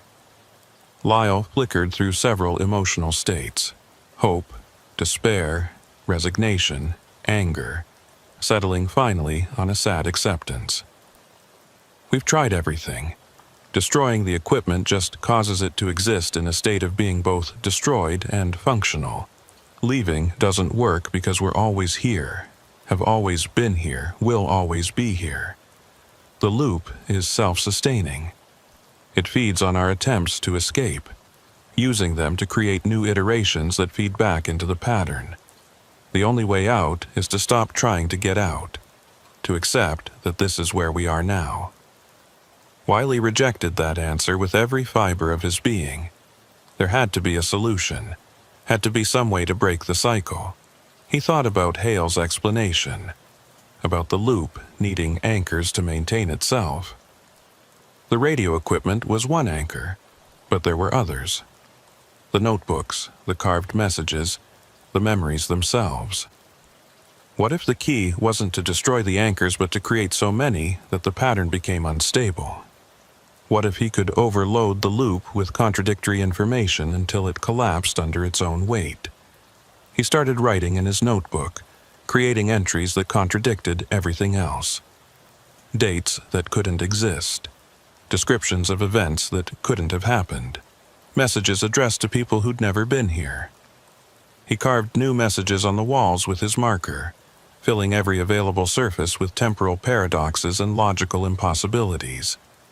Around him, other versions of himself began doing the same thing, all of them reaching the same conclusion across different iterations. The radio room filled with contradictory information, layer upon layer of mutually exclusive truths. The effect was immediate and catastrophic. The temporal flickering accelerated, time frames bleeding into each other with increasing chaos. Equipment aged centuries in seconds, then reversed. Walls built themselves and collapsed simultaneously. Wiley saw Lyle age from his 30s to his 90s and back to childhood, all within a single breath. The loop was destabilizing, unable to maintain coherence in the face of so much paradox. Reality itself seemed to be tearing at the seams, but instead of collapsing entirely, the loop began to adapt. It started incorporating the paradoxes, making them part of the pattern. The contradictions became new anchor points, new stable elements around which the loop could organize itself. Wiley realized with horror that he hadn't broken the pattern. He'd made it stronger, given it more complexity, more ways to trap future victims. His attempt to overload the system had backfired spectacularly. "You see now," Lyle said, his voice sad but not surprised. "The loop learns, it adapts. Every attempt to destroy it just makes it more sophisticated. That's why we're all still here. That's why we'll always be here. We're not victims anymore. We're part of the mechanism now. We're what keeps it running." Wiley felt something shift inside him, some fundamental alteration of his relationship to time and space. He could feel the loop now, could sense its structure and function. He was becoming integrated into it, becoming another component of the mechanism that trapped drivers and twisted reality. Part of him was still in his truck, engine idling, hand reaching for the door handle to leave. Another part had been here for years, trapped and hollow. A third part hadn't arrived yet but would arrive soon. All of these versions existed simultaneously, and all of them were equally real. He tried to hold on to his sense of self, tried to maintain the belief that he was Wiley Brackett, that he had a linear history and a future.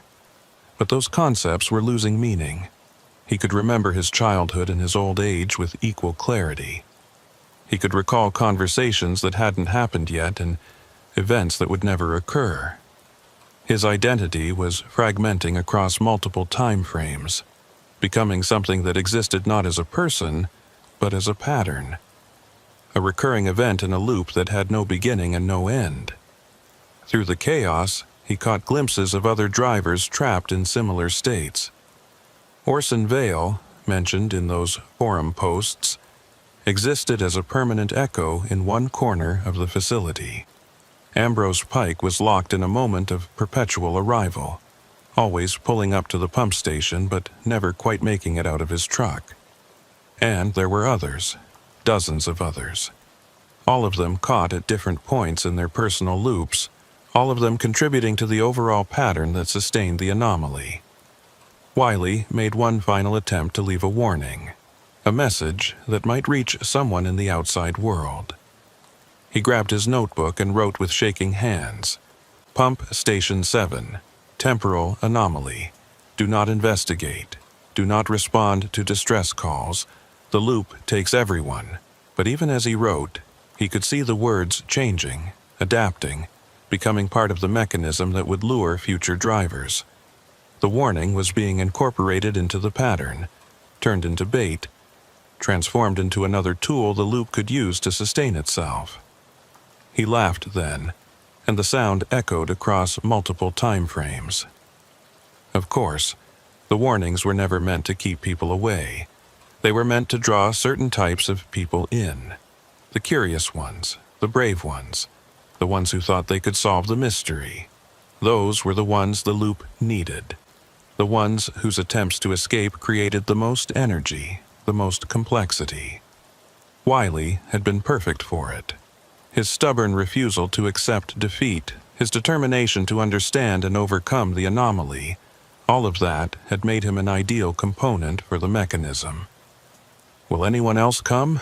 he asked Lyle, though he already knew the answer. Lyle flickered through his various states before settling on something approximating the present moment. They always come. The loop sends out its distress call and eventually someone responds. Someone like us. Someone who won't ignore a call for help. And when they arrive, they find the notebooks and the warnings and the evidence that something impossible exists here.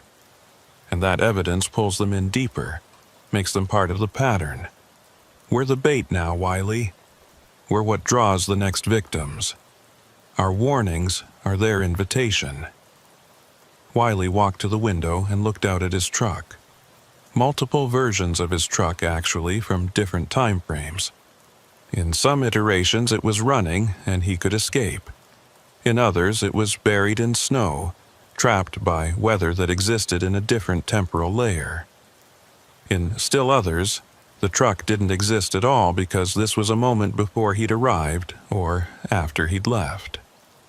All possibilities existed simultaneously, and none of them offered genuine escape. He could see movement on the highway beyond the access road. Another truck approaching, slowing down, responding to a distress call that Wiley himself was now transmitting across time. The loop continuing its cycle, drawing in another driver who would go through the same progression of discovery and horror and eventual integration. Wiley wanted to warn them, wanted to somehow break the pattern, but he was the pattern now. His warnings would only pull them in deeper. The new truck turned onto the access road and Wiley watched himself, watched Ivar Lyle, watched all the other trapped drivers go through their various iterations. They were all here, had always been here, would always be here. Time had become a circle at the pump station 7, and everyone caught in it was doomed to repeat their journey forever, experiencing every moment of horror and realization and acceptance on an endless loop.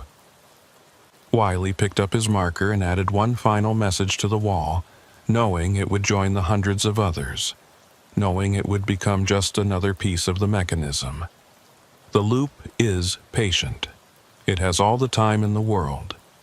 Because here, time is all there is. He watched the new truck park where he had parked, watched a driver climb down who might or might not be him in a different iteration. The cycle was beginning again, or continuing, or had never stopped. The distinction had ceased to matter. Wiley existed in all moments now, simultaneously warning and luring, escaping and trapped, aware and oblivious. He was part of Pump Station 7's eternal pattern, another voice echoing across time, another driver who'd answered a call that should never have been answered. Somewhere outside the loop, on a highway that still experienced linear time, other trucks continued their journeys. Dispatchers logged positions and weather reports came through clear and uncorrupted. The Dalton Highway stretched across Alaska like it always had, dangerous and beautiful and mostly comprehensible. But at mile marker 184, in a place that existed wrong, Pump Station 7 continued its patient work. The distress call echoed across frequencies and time periods, waiting for the next driver who couldn't ignore someone in trouble, who would turn down that access road and become part of something that transcended simple haunting. Wiley Brackett was that loop now, was the warning and the trap, the victim and the mechanism. His truck sat outside with its engine running, would sit there forever, had never really arrived at all. And in the radio room where time folded back on itself in ways that broke human comprehension, his voice joined the chorus of other trapped drivers, sending out calls for help that were really invitations to join them in their eternal, circular nightmare. The loop continued, would always continue, had never stopped continuing, and at mile marker 184 in the failing Arctic light, Pump Station 7 waited.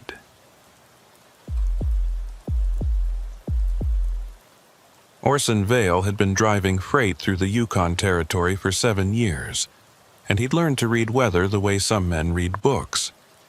The sky told stories if you knew how to listen, and the story it was telling him now was simple and brutal. Get off the road or die. The temperature had dropped 15 degrees in the last hour, and the wind was building from the northwest with the kind of steady purpose that meant a major storm system was moving in. Ice crystals already danced across his windshield, forerunners of what was coming. Orson had maybe an hour before the full blizzard hit, and out here in the backcountry between Whitehorse and Dawson City, an hour wasn't much time to find shelter. He was hauling mining equipment to a claim site north of Dawson, a route that kept him off the main highways and on secondary roads that saw maybe 3 vehicles a day in good weather. The pay was excellent precisely because the roads were terrible and the risks were high. Most drivers refused runs like this, especially in winter. But Orson had grown up in northern Manitoba and knew cold the way city people knew traffic patterns. He respected it, prepared for it, and usually managed to stay one step ahead of it. Usually. This storm had come up faster than the Weather Service predicted, and now he was caught between locations with nowhere obvious to wait it out. The road ahead disappeared into white as the wind picked up. Snow that had been on the ground suddenly airborne, and mixing with fresh snow falling from clouds the color of old bruises.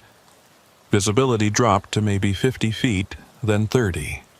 Orson slowed to a crawl, watching for the subtle differences in snow texture that marked where the road ended and the ditch began.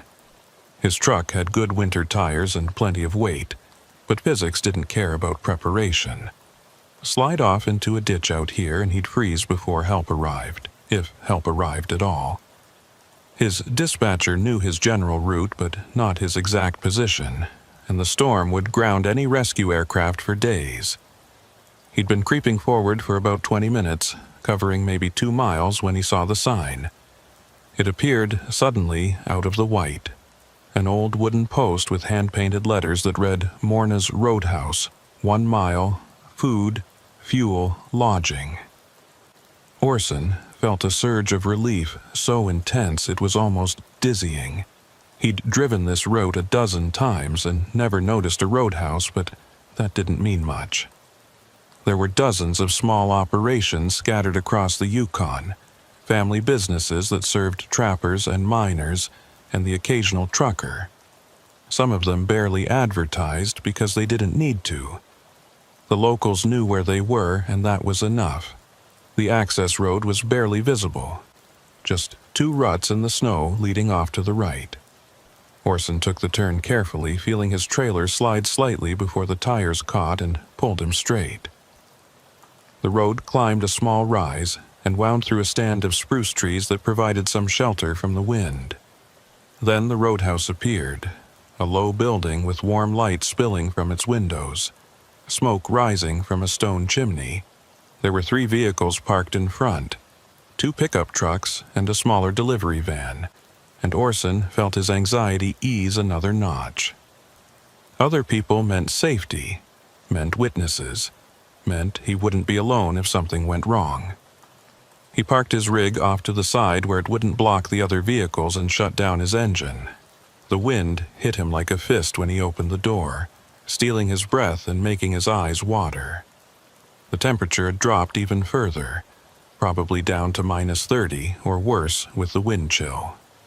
Orson grabbed his pack with his overnight gear and made his way to the roadhouse door, head down against the wind, counting his steps to make sure he didn't veer off course. 10 steps, 15. His hand found the door handle and he yanked it open, stumbling into blessed warmth and sudden quiet as the door shut behind him. The interior was exactly what he'd expected from a backcountry roadhouse. Low ceiling with exposed beams, rough-hewn wooden walls decorated with old snowshoes and trapping gear, a stone fireplace where a serious fire burned. There were maybe 8 tables scattered around the main room, and a bar along one wall with bottles and glasses arranged behind it. The smell of food, something with meat and onions, made his stomach growl. He hadn't realized how hungry he was until that moment.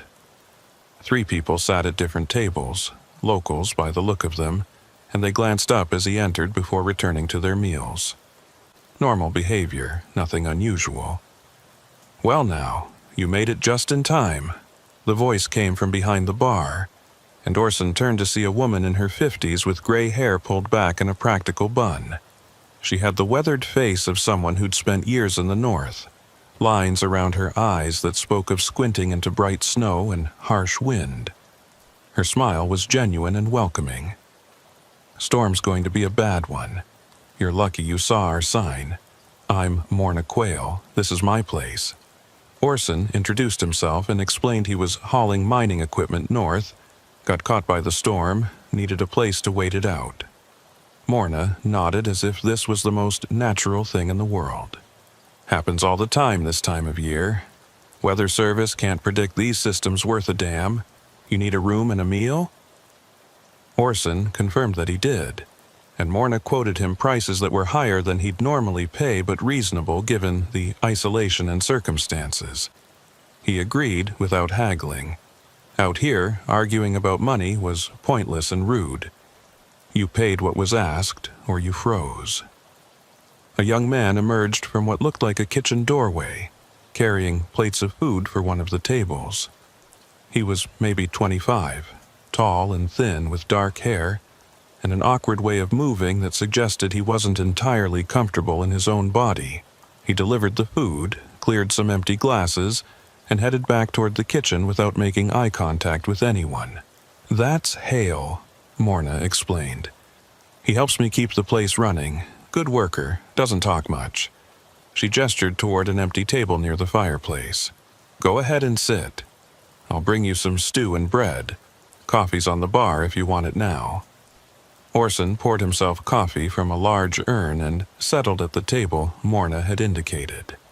The heat from the fireplace was intense and wonderful, and he felt his cold, stiffened muscles beginning to relax. He watched the other patrons through lowered eyelashes, the automatic assessment that came from years on the road. 2 men at separate tables, both dressed in work clothes that could belong to trappers or prospectors. One was older, maybe 60, with a gray beard and the kind of stillness that suggested either deep thought or extreme fatigue. The other was younger, 40s perhaps, with nervous energy that had him constantly shifting position and drumming his fingers on the table. Neither paid any attention to Orson beyond that first glance. Hale emerged again, this time carrying a bowl of stew and a plate of bread, which he set in front of Orson without a word. Up close, the young man looked even more uncomfortable, his eyes darting around like he expected something bad to happen. "Thanks," Orson said, but Hale had already turned away, heading back toward the kitchen. Strange kid, but lots of people who ended up in places like this were running from something or dealing with issues that made social interaction difficult. Orson had learned not to judge. The North attracted all kinds, and as long as they weren't actively dangerous, their personal demons were their own business. The stew was excellent, rich and hearty with chunks of meat that might have been caribou or moose, vegetables that were probably canned but prepared well, thick broth that warmed him from the inside. Orson ate methodically, taking his time, listening to the wind howl outside and feeling grateful to be inside. Morna moved around the room, checking on the other patrons, adding wood to the fire, maintaining the comfortable atmosphere that made the roadhouse feel safe and welcoming. This was exactly the kind of place Orson appreciated. No pretense, no unnecessary decoration, just solid functionality and genuine hospitality. He was halfway through his meal when he noticed the first odd detail. One of the other patrons, the older man with the beard, was eating the exact same meal Orson had. That in itself wasn't unusual. Roadhouses typically had limited menus, and stew was common fare. But the man's bowl looked identical to Orson's. Not just the same food, but the same amount, arranged the same way, with the bread on a plate positioned at the same angle.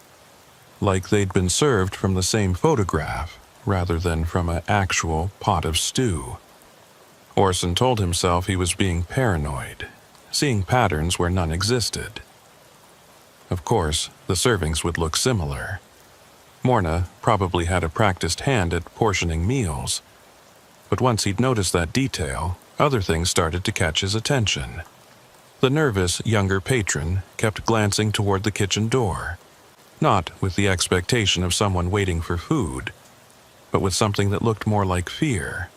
His fingers drummed a pattern on the table. 3 beats, pause, 3 beats, pause, with metronomic regularity. And every time Hale came out of the kitchen, the man's whole body would tense, though he never looked directly at the young helper. The older, bearded man showed no reaction at all, just continued eating with the same mechanical precision, his eyes fixed on some point in the middle distance. Orson finished his stew and pushed the bowl away, feeling the pleasant fullness of a good meal. Morna appeared at his elbow almost immediately, as if she'd been watching for him to finish. Rooms upstairs, second door on the right, clean sheets, wood stove to keep you warm. Bathrooms at the end of the hall, water's heated from the main boiler so it should be hot. You need anything else before you turn in? Orson asked about his truck, whether it would be safe parked where it was.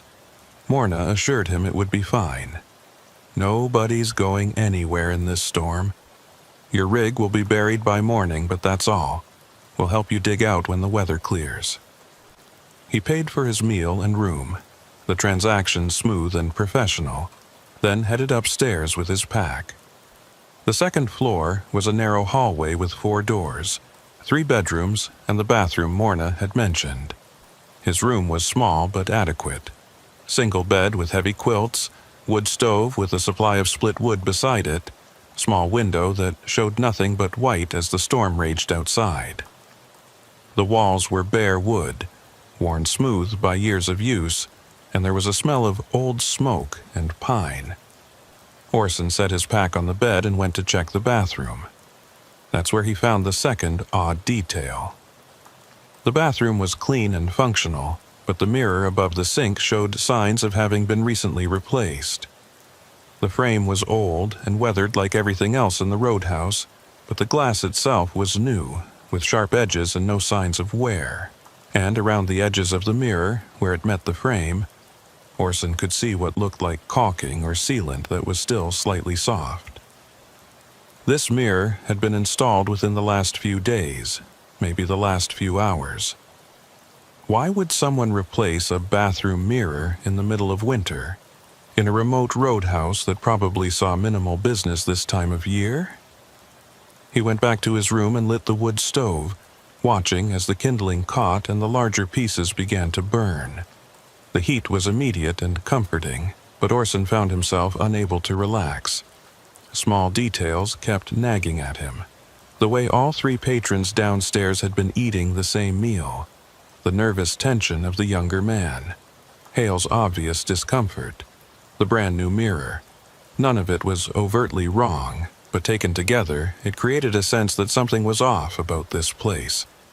Like a picture where all the elements were correct, but arranged in a way that didn't quite make sense. He unpacked his emergency radio, a battery-powered unit that could pick up both AM/FM stations and weather bands. He turned it on and scanned through the frequencies, looking for news or updates about the storm. What he got was static on most channels, which was normal given the weather and their remote location. But on one frequency, he picked up something odd. It sounded like voices, multiple people talking over each other, but the words were indistinct and the rhythm was wrong. Not like normal conversation, but like recordings of conversations played at slightly different speeds and overlapped. He adjusted the tuning, trying to clear up the signal, but it just made the effect worse. The voices seemed to get louder and more insistent, and underneath them he could hear what might have been music or might have been machinery. Orson turned off the radio and sat on the bed, listening to the storm outside and the house creaking around him. Downstairs he could hear footsteps moving across the floor. voices talking too quietly to make out words, the occasional clatter of dishes, normal sounds, a roadhouse operating normally. He told himself he was being paranoid, that isolation and the storm were making him see threats where none existed. Morna had been nothing but hospitable. The food had been good. The room was comfortable. There was no reason to be suspicious. But when he lay down and closed his eyes, he couldn't sleep. His mind kept circling back to those details, the identical meals, the new mirror, the strange radio transmission, and something else. Something he'd noticed subconsciously but hadn't fully processed until now. When he'd first entered the roadhouse, Morna had said, "You made it just in time," as if she'd been expecting him specifically. Not someone made it, but you. How had she known someone was coming? The storm would make it nearly impossible to see vehicle lights approaching, and the access road was hidden enough that you wouldn't notice traffic just passing by on the main road. Orson sat up and went to the window, looking out at the storm. He couldn't see his truck anymore, just white on white, the world reduced to swirling snow and darkness. But as he watched, he thought he saw movement out there. Not the random movement of wind-driven snow, but something more purposeful. Shapes moving through the white, too large to be animals, but too indistinct to identify. He counted 3 of them, or maybe 4, moving in a pattern that suggested they were searching for something, or guarding something. He pressed his face closer to the glass, trying to see better. And that's when he noticed the 3rd odd detail. His breath wasn't fogging the window. The room was warm from the wood stove, and outside was well below freezing, but his breath left no condensation on the glass. He touched the window with his finger and felt it was warm, almost hot, like there was a heat source on the other side. That made no sense. The window should be the coldest surface in the room, the point where interior warmth met exterior cold. But it was warm, and getting warmer, as if whatever was outside wasn't a frozen winter storm, but something else entirely. Downstairs someone screamed. The sound was cut off abruptly, but Orson had heard enough to identify it as male, probably one of the other patrons. He grabbed his flashlight from his pack and opened his door, listening. The roadhouse had gone completely silent. No voices, no footsteps, no normal sounds of activity. Just the wind outside and the creak of old wood settling. Orson stepped into the hallway, every instinct telling him to stay in his room and lock the door. But another human being had screamed, and even in a place as strange as this was becoming, he couldn't ignore that. He moved towards the stairs slowly, flashlight off to preserve his night vision, letting his eyes adjust to the dim light that came from the floor below. At the top of the stairs he paused, listening for any sound that would tell him what was happening. Nothing. The silence was oppressive, weighted, like the moment before something terrible happens. Orson descended one step, then another, his boots making small sounds on the wooden treads that seemed impossibly loud in the quiet. Halfway down the stairs he could see into the main room. The fire still burned in the fireplace, casting dancing shadows across the walls. The tables were exactly as they'd been, but the people were gone. All 3 patrons had vanished, though their meals sat half-finished, steam still rising from the bowls.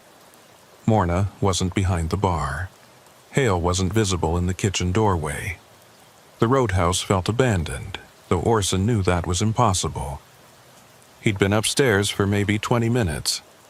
No one could have left in that time, not in this storm. He reached the bottom of the stairs and stepped into the main room, sweeping his gaze across every corner and shadow. The front door was closed and looked undisturbed. Snow piled against it from outside. The kitchen door was open, showing darkness beyond.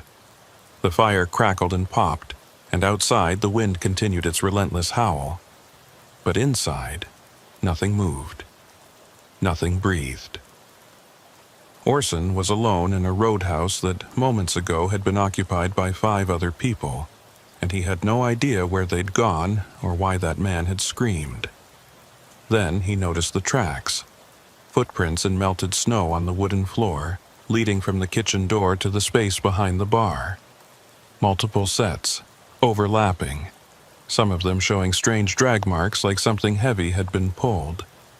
The prints were fresh. The water hadn't dried yet, which meant they'd been made recently. But it wasn't snowing inside, which meant someone had tracked in snow from outside, and it had melted. Why would there be snow in the kitchen? Unless there was another door back there, a way out that he hadn't seen. Orson followed the tracks behind the bar, where they led to a section of wall that looked slightly different from the rest. Not, obviously, a door, but not quite solid wall either. He pressed against it and felt it give slightly. A hidden door, or at least a concealed one. The tracks led through it, along with those strange drag marks.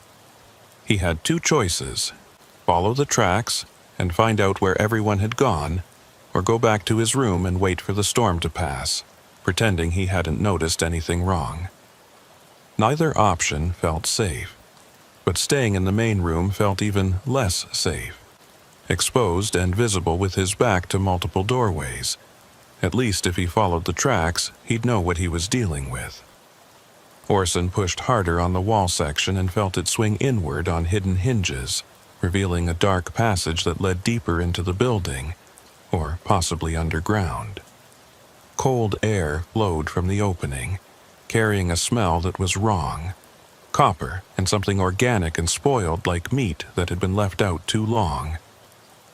He turned on his flashlight and stepped through the hidden door, following the tracks into darkness, leaving the warm, safe light of the fire behind. The passage sloped downward, and the walls changed from finished wood to rough stone. The temperature dropped with each step until his breath was visible again and frost formed on the walls. The tracks continued ahead of him, and now he could hear something. A rhythmic sound like breathing or machinery coming from somewhere below, and underneath that, very faint, the sound of voices talking in that same overlapping pattern he'd heard on his radio. The passage opened into a larger space, and Orson stopped at the threshold, his flashlight beam revealing something that made his blood freeze colder than any Arctic storm. The room beyond was not part of any roadhouse. It couldn't be. And the things he saw there, the things that wore human shapes but were decidedly not human, were waiting for him with a patience that suggested they'd been waiting a very long time. Orson's flashlight beam swept across the underground room, and his mind struggled to process what he was seeing. The space was larger than should be possible given the roadhouse's footprint above. Stone walls curved away into darkness, their surfaces carved with symbols that might have been words in a language Orson didn't recognize, or might have been decorative patterns that only looked like language. The floor was dirt, packed hard from years of use, and marked with those same drag patterns he'd followed from upstairs. But it was the objects in the room that froze him in place. There were crates stacked against one wall, dozens of them. Old wooden boxes with shipping labels so faded they were illegible. Some had been pried open, revealing contents that made no sense.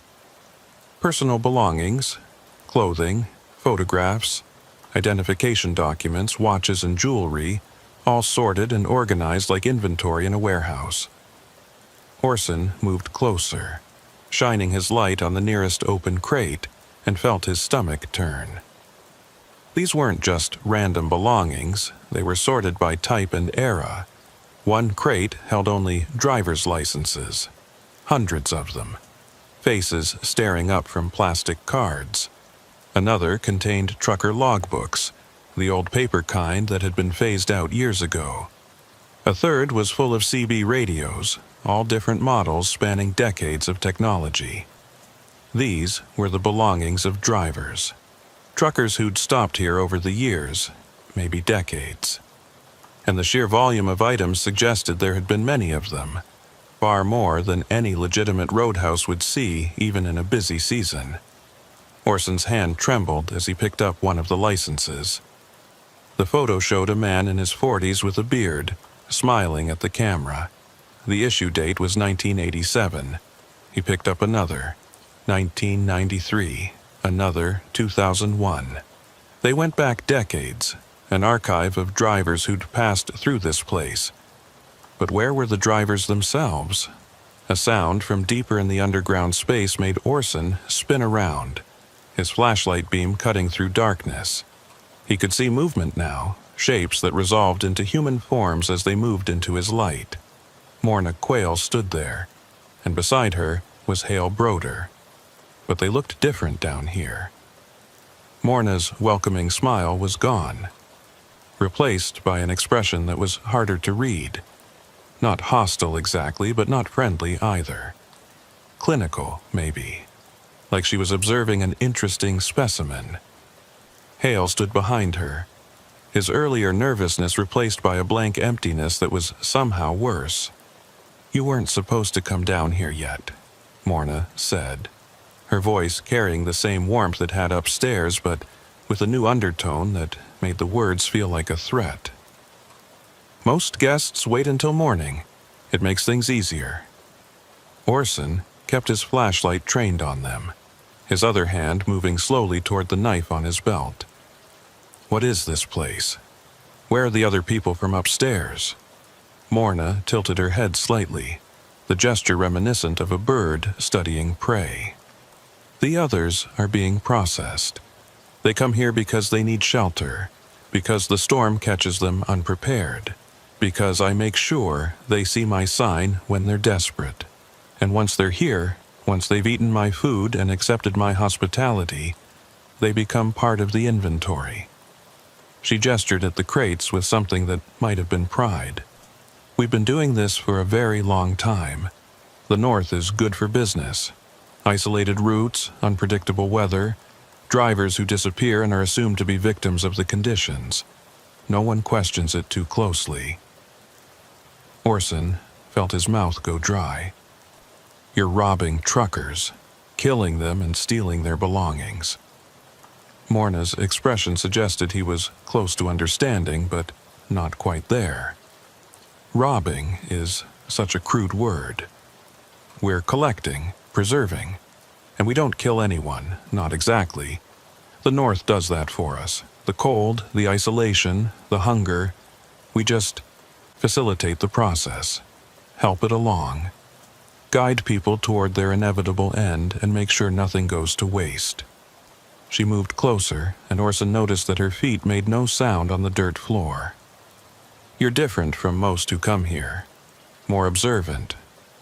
You notice the details, the meals, the mirror, the tracks. Most don't see anything until it's too late. But you started questioning almost immediately. That makes you interesting. It also makes you dangerous." Behind her, Hale began to move, circling to Orson's left with the mechanical precision of someone following rehearsed patterns. Orson backed toward the passage he'd come through, keeping both of them in his field of vision. "The people upstairs, the other patrons, where are they?" Morna's smile returned, but it was wrong now, too wide, showing too many teeth. "They're completing their transition. Everyone who eats here who accepts our hospitality begins a process. The food contains certain elements, nothing immediately harmful, but over time, over the course of a night or two, it changes things, makes people more compliant, more willing to accept their fate. By morning, they don't want to leave. They understand that this is where they belong now." The implications hit Orson like a physical blow. He'd eaten the stew. Whatever was in that food was inside him now, beginning whatever process Morna described. He felt normal, alert, afraid, angry. But how long would that last? What happens to them after they're compliant? Morna gestured deeper into the underground space where Orson's flashlight beam couldn't quite reach. "They go into the cold storage. We have natural caves back there, permafrost that keeps things preserved indefinitely." When we need to clear out more room, when the inventory gets too full, we take them up into the mountains. There are places up there where bodies never thaw, never decay. They just become part of the landscape. The north is full of frozen things, Orson. A few more don't make any difference. She knew his name. He hadn't told her his last name, just Orson, but she'd used both, which meant she'd gone through his truck or his belongings while he was upstairs learning about him, adding him to her mental inventory. The violation of that felt almost as terrible as the threat to his life. Orson pulled his knife, a 6-inch blade that suddenly felt pathetically inadequate. I'm leaving, now, and I'm going to make sure everyone knows about this place.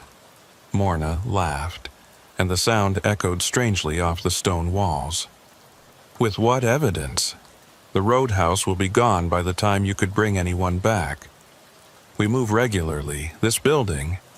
Everything you see, it's all designed to be dismantled and relocated in a matter of hours. We've done it dozens of times over the years, always staying ahead of anyone who might get suspicious. And even if you somehow led them to this exact spot, all they'd find is an empty foundation and some old stones. We're very good at disappearing. Hale had continued his circling maneuver and was now between Orson and the passage out. The young man moved with a strange, fluid grace that suggested he was much more capable than his awkward, upstairs demeanor had indicated. Orson realized the nervousness, the discomfort, had all been an act, a performance designed to make victims underestimate him. Now, with his real nature revealed, Hale moved like a predator, efficient and confident. You have a choice, Morna continued, her voice taking on a reasonable, almost soothing quality. You can fight, try to escape, probably die in the storm within an hour of leaving here. Or you can accept what's happening. Let the process continue and simply go to sleep when the time comes. It's not painful. Most people don't even realize what's happening until it's too late. They just feel tired, content, ready to rest. It's actually quite peaceful. Orson's mind raced through options.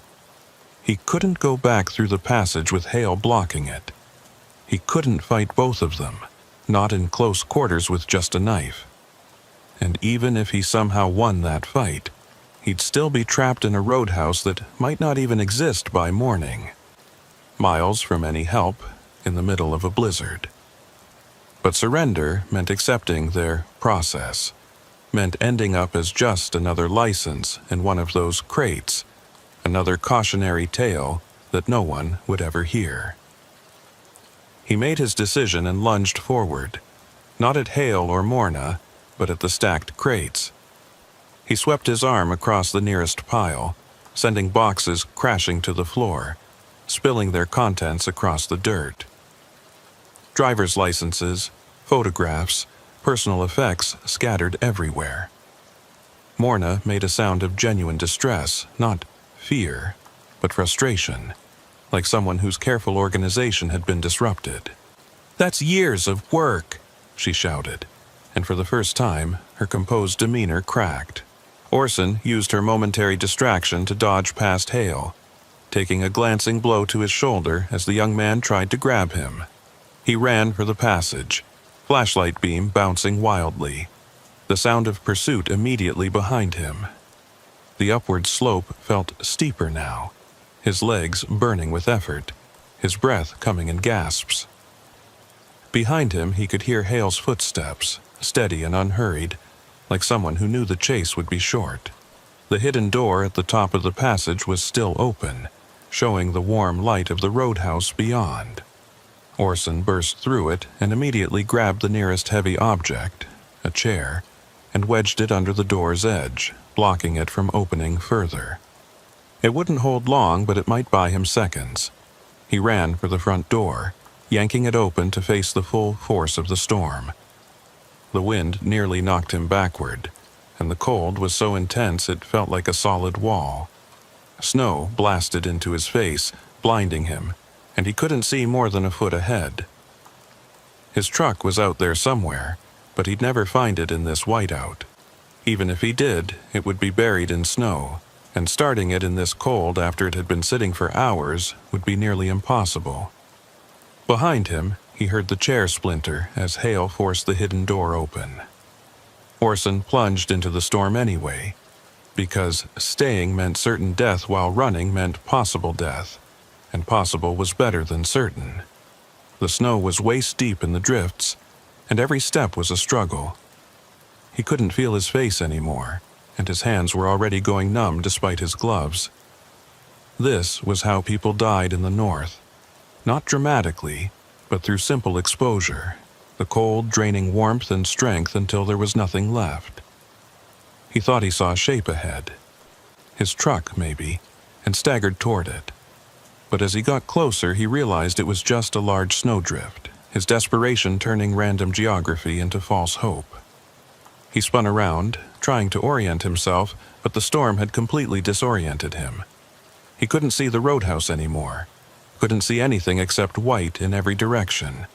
The wind carried away his shouts before they fully formed. He was alone in a white void, freezing to death, and no one would ever know what had happened to him.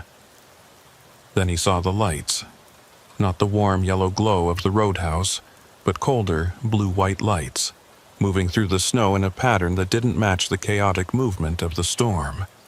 The shapes he'd seen from his window earlier, now revealed as figures carrying lanterns or flashlights, moving with purpose through the blizzard. They were spreading out, forming a perimeter, cutting off any possible escape route. Orson realized with horror that they were hurting him, pushing him back toward the roadhouse, using the storm and his disorientation to funnel him exactly where they wanted him to go. He changed direction, forcing himself deeper into the storm, away from the lights. If they expected him to try to return to shelter, he'd do the opposite. He'd find somewhere to dig in, create a snow cave, wait out the worst of the storm. It was a desperate plan with a low chance of success, but it was better than being captured. The lights followed, adjusting their pattern, and Orson realized they were coordinating somehow, communicating silently or through signals he couldn't perceive.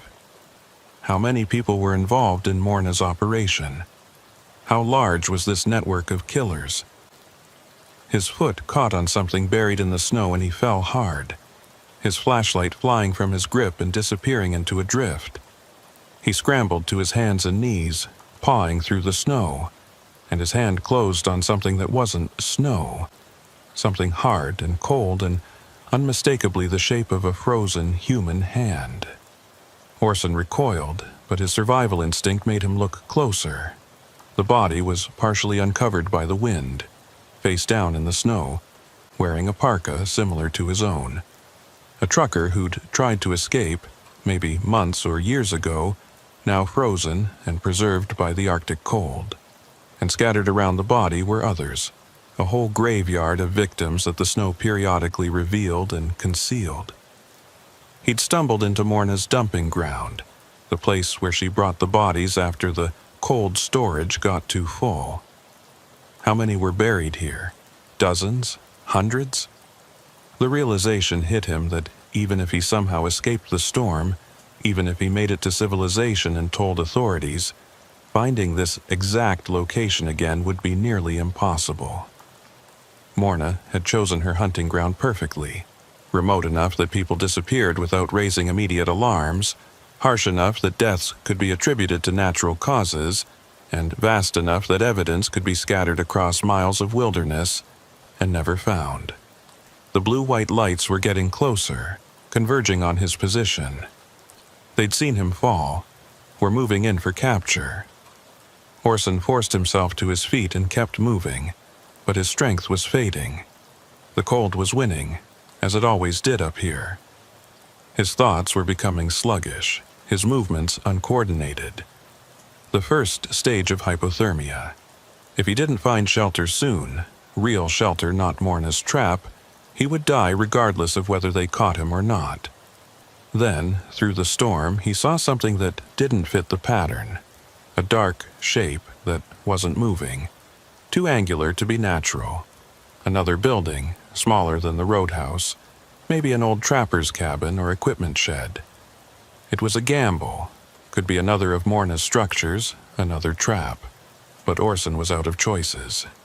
He staggered toward it, using the last of his strength, and found a door. The wood was old and weathered but solid, and when he pushed against it, it swung open. The interior was dark and smelled of old wood and abandonment. Definitely not maintained by Morna. This place had the genuine feeling of long disuse. Orson stumbled inside and pushed the door closed behind him, his hands so numb he could barely grip the latch. He couldn't see anything in the darkness.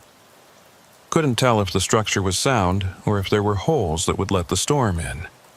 But it was shelter of a sort, better than being outside, and the small space would retain what little body heat he had left. He slumped against the wall, feeling consciousness starting to slip. The hypothermia was advancing, his core temperature dropping despite his heavy clothing. He needed fire, needed warmth, but his hands wouldn't cooperate enough to dig through his pockets for matches or lighter. His flashlight was gone, lost in the snow. All he could do was huddle in the darkness and try to stay awake, because falling asleep now would be falling asleep permanently. Time became meaningless. Orson drifted in and out of awareness, sometimes certain he heard voices outside, sometimes sure he heard nothing but the wind. His thoughts turned strange, fragmented, and he couldn't tell if what he was experiencing was real or hallucination. He saw Morna's face in the darkness, heard her voice explaining that the process would be peaceful, that he should just let go. He saw the frozen bodies in the snow, their faces turning to look at him, mouths opening to speak warnings or pleas or accusations. Then, cutting through the confusion, he heard a different sound. Not the wind, not Morna's voice, but the unmistakable rumble of a diesel engine. A big engine, a truck engine, growing louder. Headlights swept across the walls of his shelter, bright enough to penetrate the gaps in the old wood. Someone else was out here, another vehicle, possibly another victim heading toward the roadhouse. Orson tried to call out, to warn them, but his voice came as barely a whisper. He forced himself to stand, his legs shaking with effort, and pushed toward the door. He got it open and saw the truck, a semi like his own, moving slowly through the storm, its headlights creating cones of light through the driving snow. It was heading away from where the roadhouse had been, which meant either it hadn't stopped there or had already escaped. Orson waved his arms, a feeble gesture that was probably invisible in the storm, and tried again to shout. The truck began to pass, and Orson felt despair crash over him. This was his last chance, his only hope, and it was leaving. But the truck stopped. The engine note changed as it shifted to idle. The driver had seen him, or seen his shelter, or something had made them stop. The passenger door opened and a figure climbed down, bundled against the cold, carrying a powerful flashlight. The beam found Orson, and he heard a voice. Male, older, concerned. "Jesus Christ, you're freezing to death. Come on, let's get you in the cab." Strong hands gripped Orson's arms and half-carried, half-dragged him to the truck. The interior was wonderfully warm, heat blasting from the vents, and Orson collapsed into the passenger seat. The driver climbed back in and studied him with experienced eyes. "Hypothermia. Not too far gone yet, but close. What the hell are you doing out here on foot?" The driver pulled blankets from the sleeper berth and wrapped them around Orson, then produced a thermos of coffee that was still hot. "Drink this, small sips. Don't talk until you warm up a bit." Orson's hands shook so badly he could barely hold the thermos, but the hot liquid helped. Feeling began to return to his extremities, painful but welcome. After several minutes, when his shaking had reduced enough to speak clearly, he tried to explain. "Roadhouse. Stopped there. They're killing truckers. The words came out disjointed and confused, and he could see doubt in the driver's expression. "Easy now, you're not making sense. There's no roadhouse on this road. Just empty backcountry for 60 miles in each direction," Orson insisted, describing the sign, the building, Morna and Hale, the underground room full of stolen belongings. The driver listened patiently, his doubt gradually shifting to concern. "I've been running this route for 15 years. There's never been a roadhouse where you're describing. Are you sure you didn't imagine it? Hypothermia can cause hallucinations." But Orson knew what he'd seen, what he'd experienced. The stew he'd eaten, the warmth of the fire, the solid reality of that building. It had been real. It was real. Unless Morna had been telling the truth about the roadhouse being designed to disappear. Unless what felt like hours inside had actually been much longer, and they'd already packed up and relocated, leaving no trace. Or unless the hypothermia had started earlier than he thought, his memories of the roadhouse a confused dream mixing with reality. He didn't know anymore, couldn't trust his own perceptions. But his pack was missing, along with all his belongings. His truck was somewhere out there, probably buried, and he was alive when he should have been dead, which meant something had happened, whether his memory of it was accurate or not. The driver radioed ahead to report the situation, calling for emergency services and asking about other missing truckers on this route. While they waited for a response, Orson looked out at the storm and thought about Morna's face, her calm explanation of how the operation worked. Whether she was real or hallucination, whether the roadhouse existed or was just a construction of his freezing mind, he knew one thing with certainty. The North was full of dangers, and not all of them were natural. Some predators had learned to use isolation and weather as weapons, and somewhere out there in the white, they were still hunting. The rescue driver's name was Keir Hollis, and he ran a small freight operation out of Whitehorse. He'd been hauling supplies to a mining camp when the storm hit and decided to push through rather than wait it out. Finding Orson had been pure chance. He'd seen what he thought was an old trapper's cabin and stopped to check if anyone was sheltering there.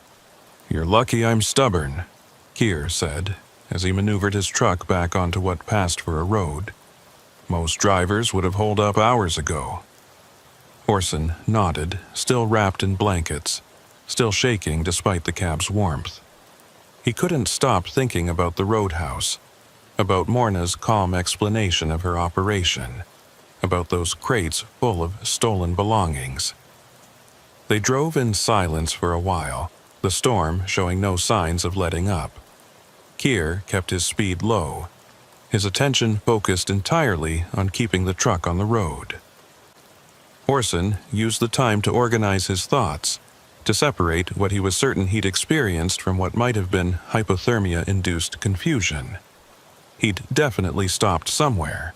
He'd definitely eaten something. And his truck was definitely missing, which meant he hadn't imagined all of it. But the details, the underground chamber, the bodies in the snow, Morna's confession, those could have been distorted by cold and fear and the early stages of freezing to death.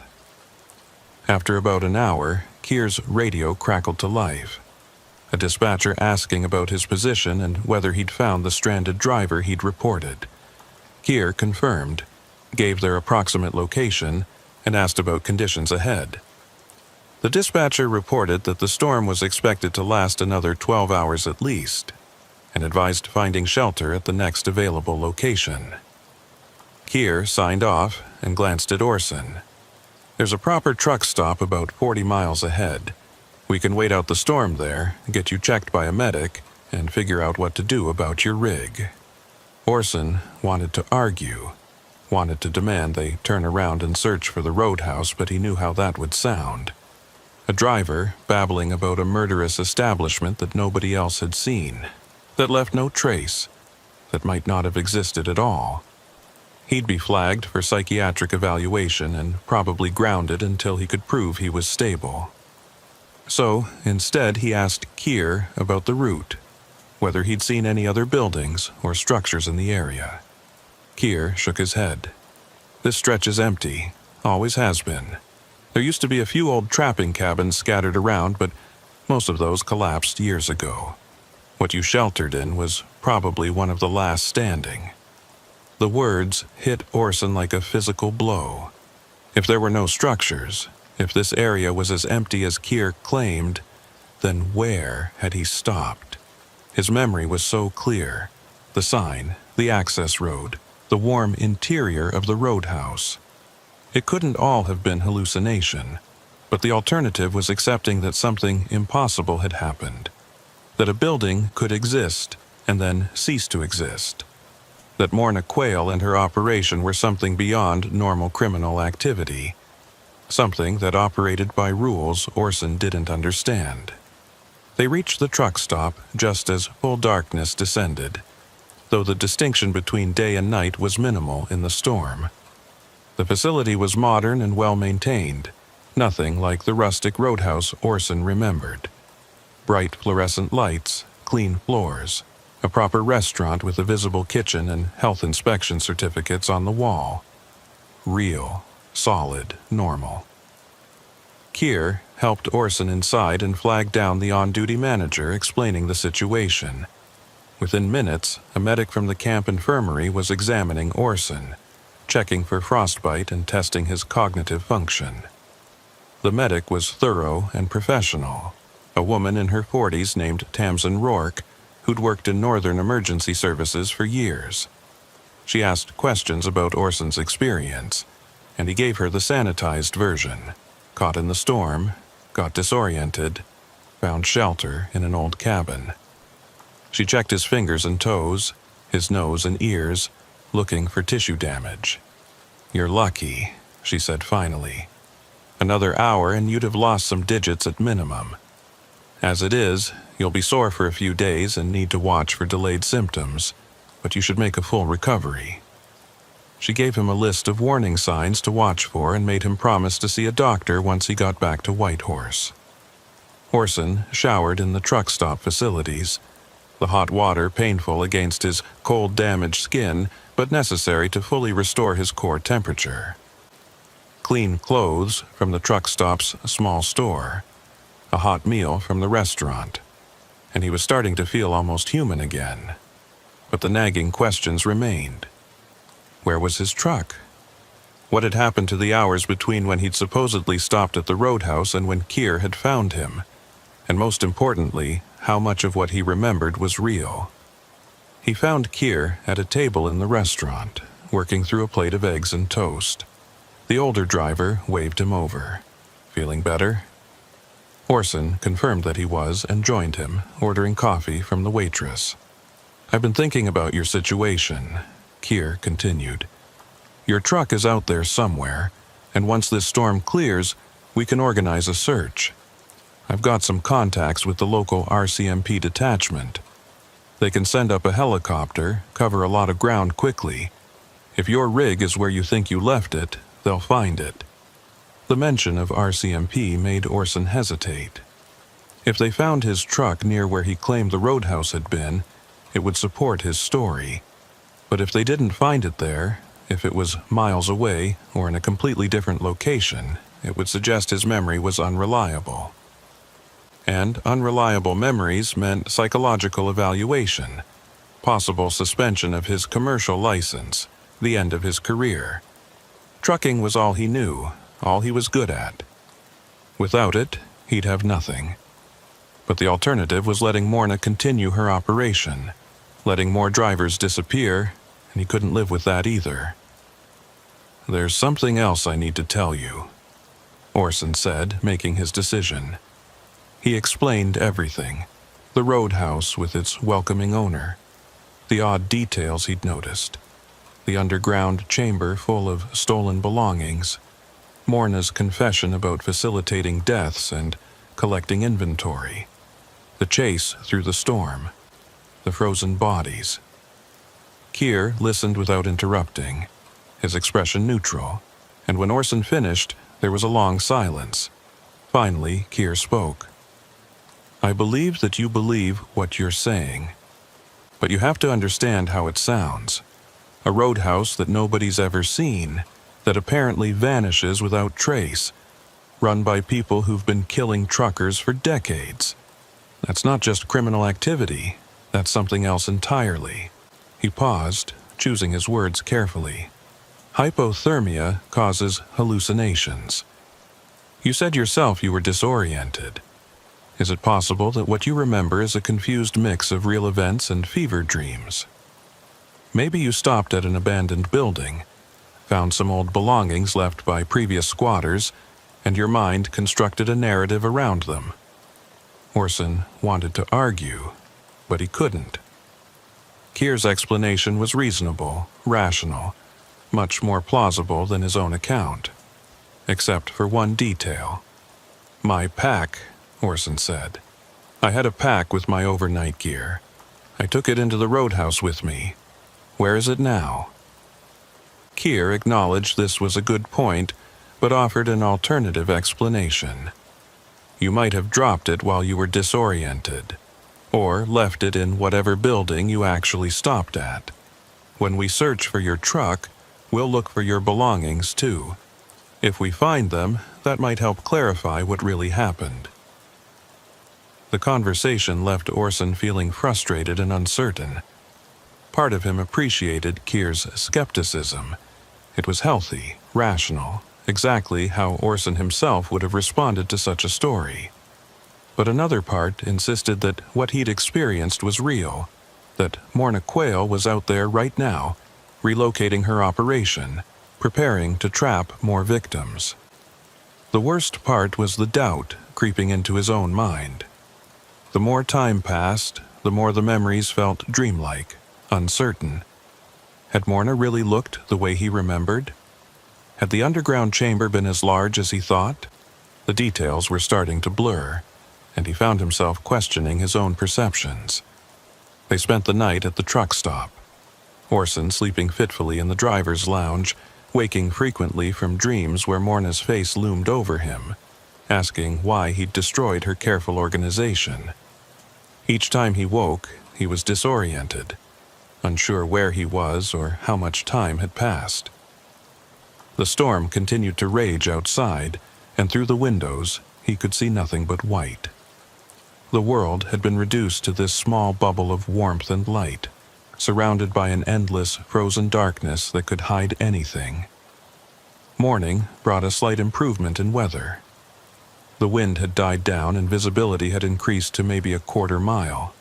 Not great, but enough that a helicopter search was possible. Keir made calls to his RCMP contacts explaining the situation. Missing truck, driver found in distress, possible location known. Within 2 hours, a search and rescue helicopter was en route. Orson waited in the truck stop, watching the sky, trying to prepare himself for whatever they might find. Or not find.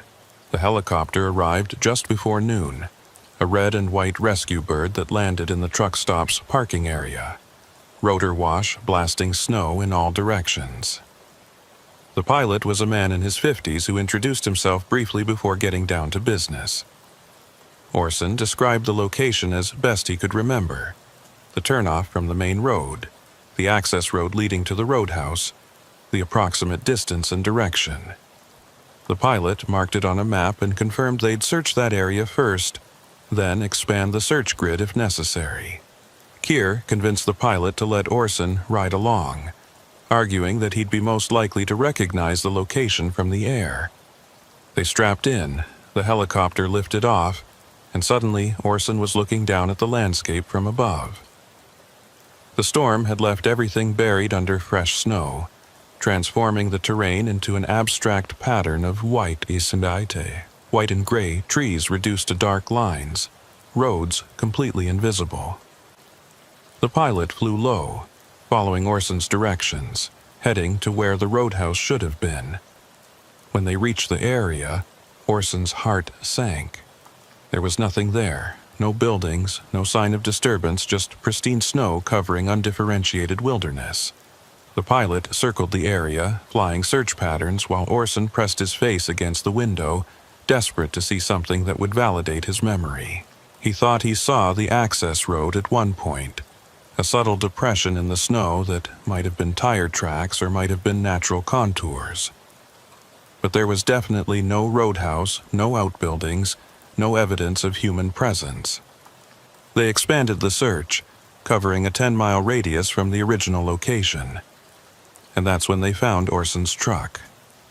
It was 6 miles from where he'd thought the roadhouse was, pulled off on the shoulder of the main highway, nearly buried in snow, but otherwise intact. The pilot landed nearby, and Orson climbed out, wading through waist-deep drifts to reach his rig. The doors were locked, exactly as he would have left them. Inside, everything was as he remembered. His logbook, his thermos, his personal items. Nothing was missing except his overnight pack. The pilot and Keir exchanged glances that Orson recognized.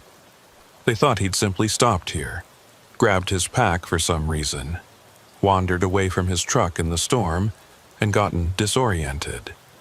A simple case of exposure and confusion, nothing mysterious or sinister. Orson wanted to argue, to insist that this wasn't where he'd stopped, but he couldn't. The evidence was clear.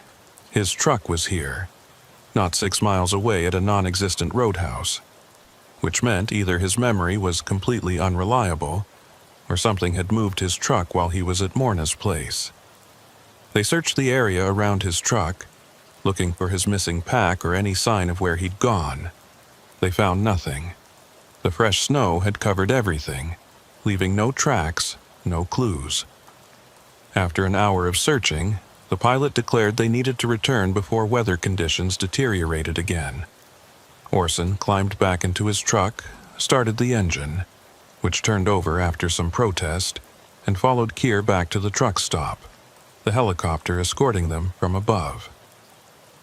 Back at the facility, Orson gave a formal statement to an RCMP officer who'd arrived while they were searching. He told the truth as he remembered it, and watched the officer's expression grow more skeptical with each detail. When he finished, the officer closed his notebook and suggested gently that Orson might want to speak with a counselor. Exposure can do strange things to perception and memory. What you experienced was traumatic, and it's normal for the mind to create narratives to make sense of traumatic experiences. But we need to deal with facts, and the facts are that your truck was where you left it. There's no evidence of another structure, and no one else has reported anything suspicious in that area. The officer left, and Orson sat alone in the restaurant, staring at coffee that had gone cold. Around him, other truckers came and went, living their normal lives, dealing with normal problems. Weather delays and mechanical issues and delivery schedules. Simple, comprehensible challenges.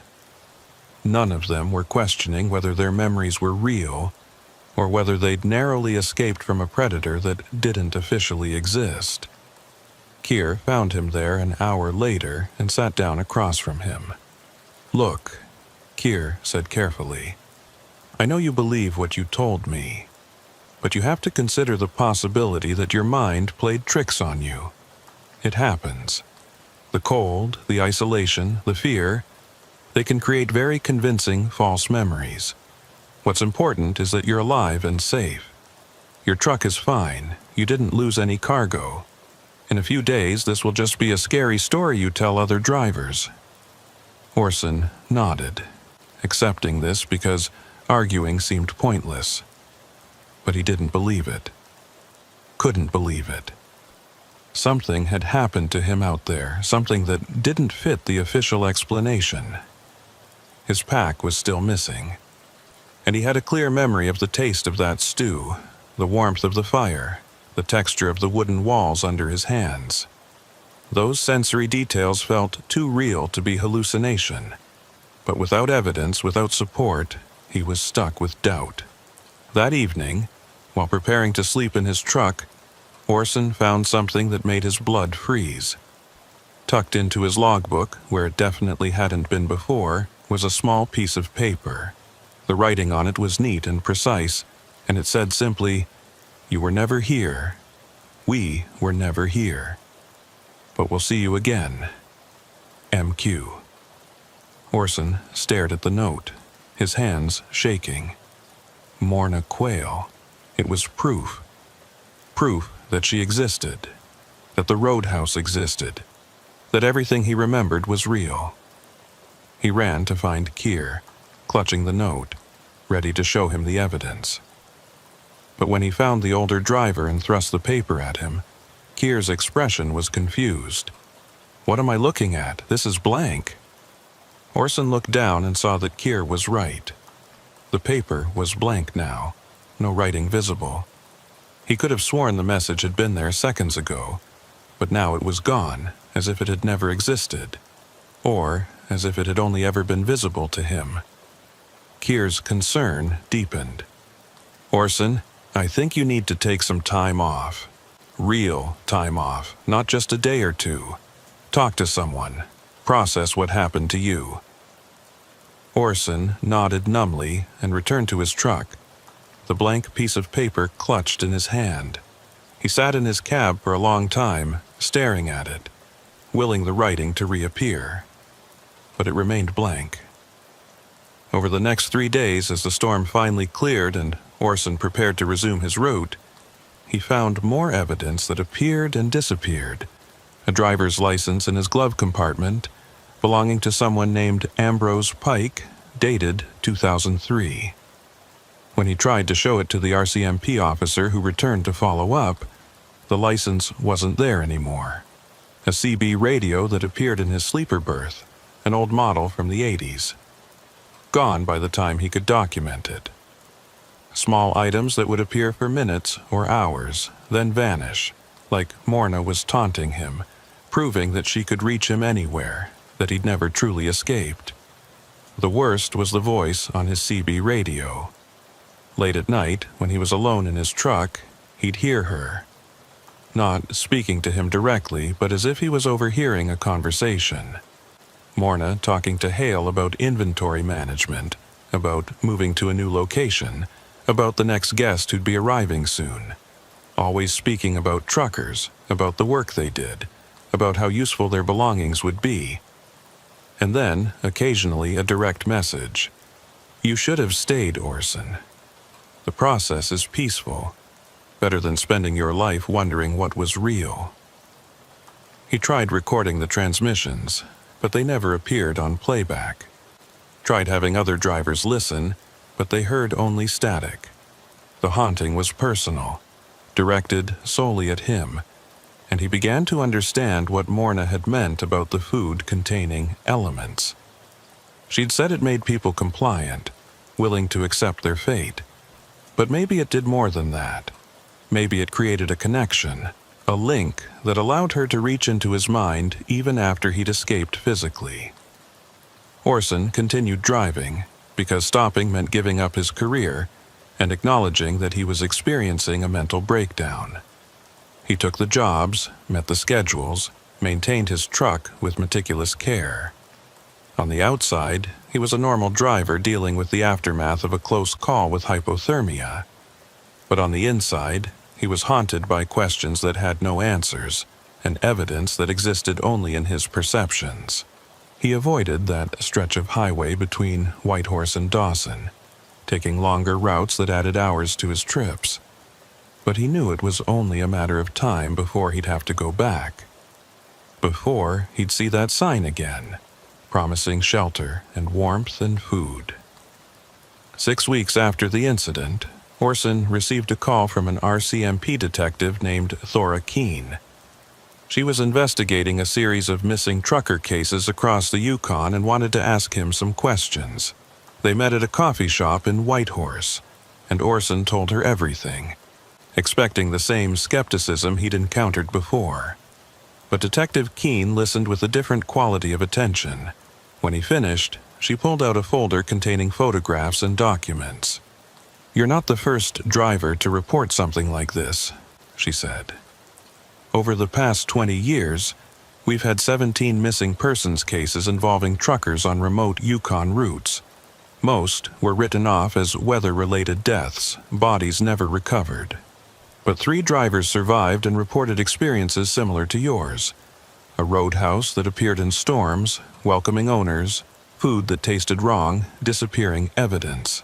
Each survivor was evaluated for psychological issues and their accounts were dismissed. But the pattern is there if you know to look for it. Orson felt validation wash over him like physical warmth. He wasn't crazy, wasn't hallucinating. Other people had experienced the same thing. "What happens now?" he asked. Detective Keene closed the folder and looked at him seriously. "Officially, nothing. There's no evidence that would justify a full investigation.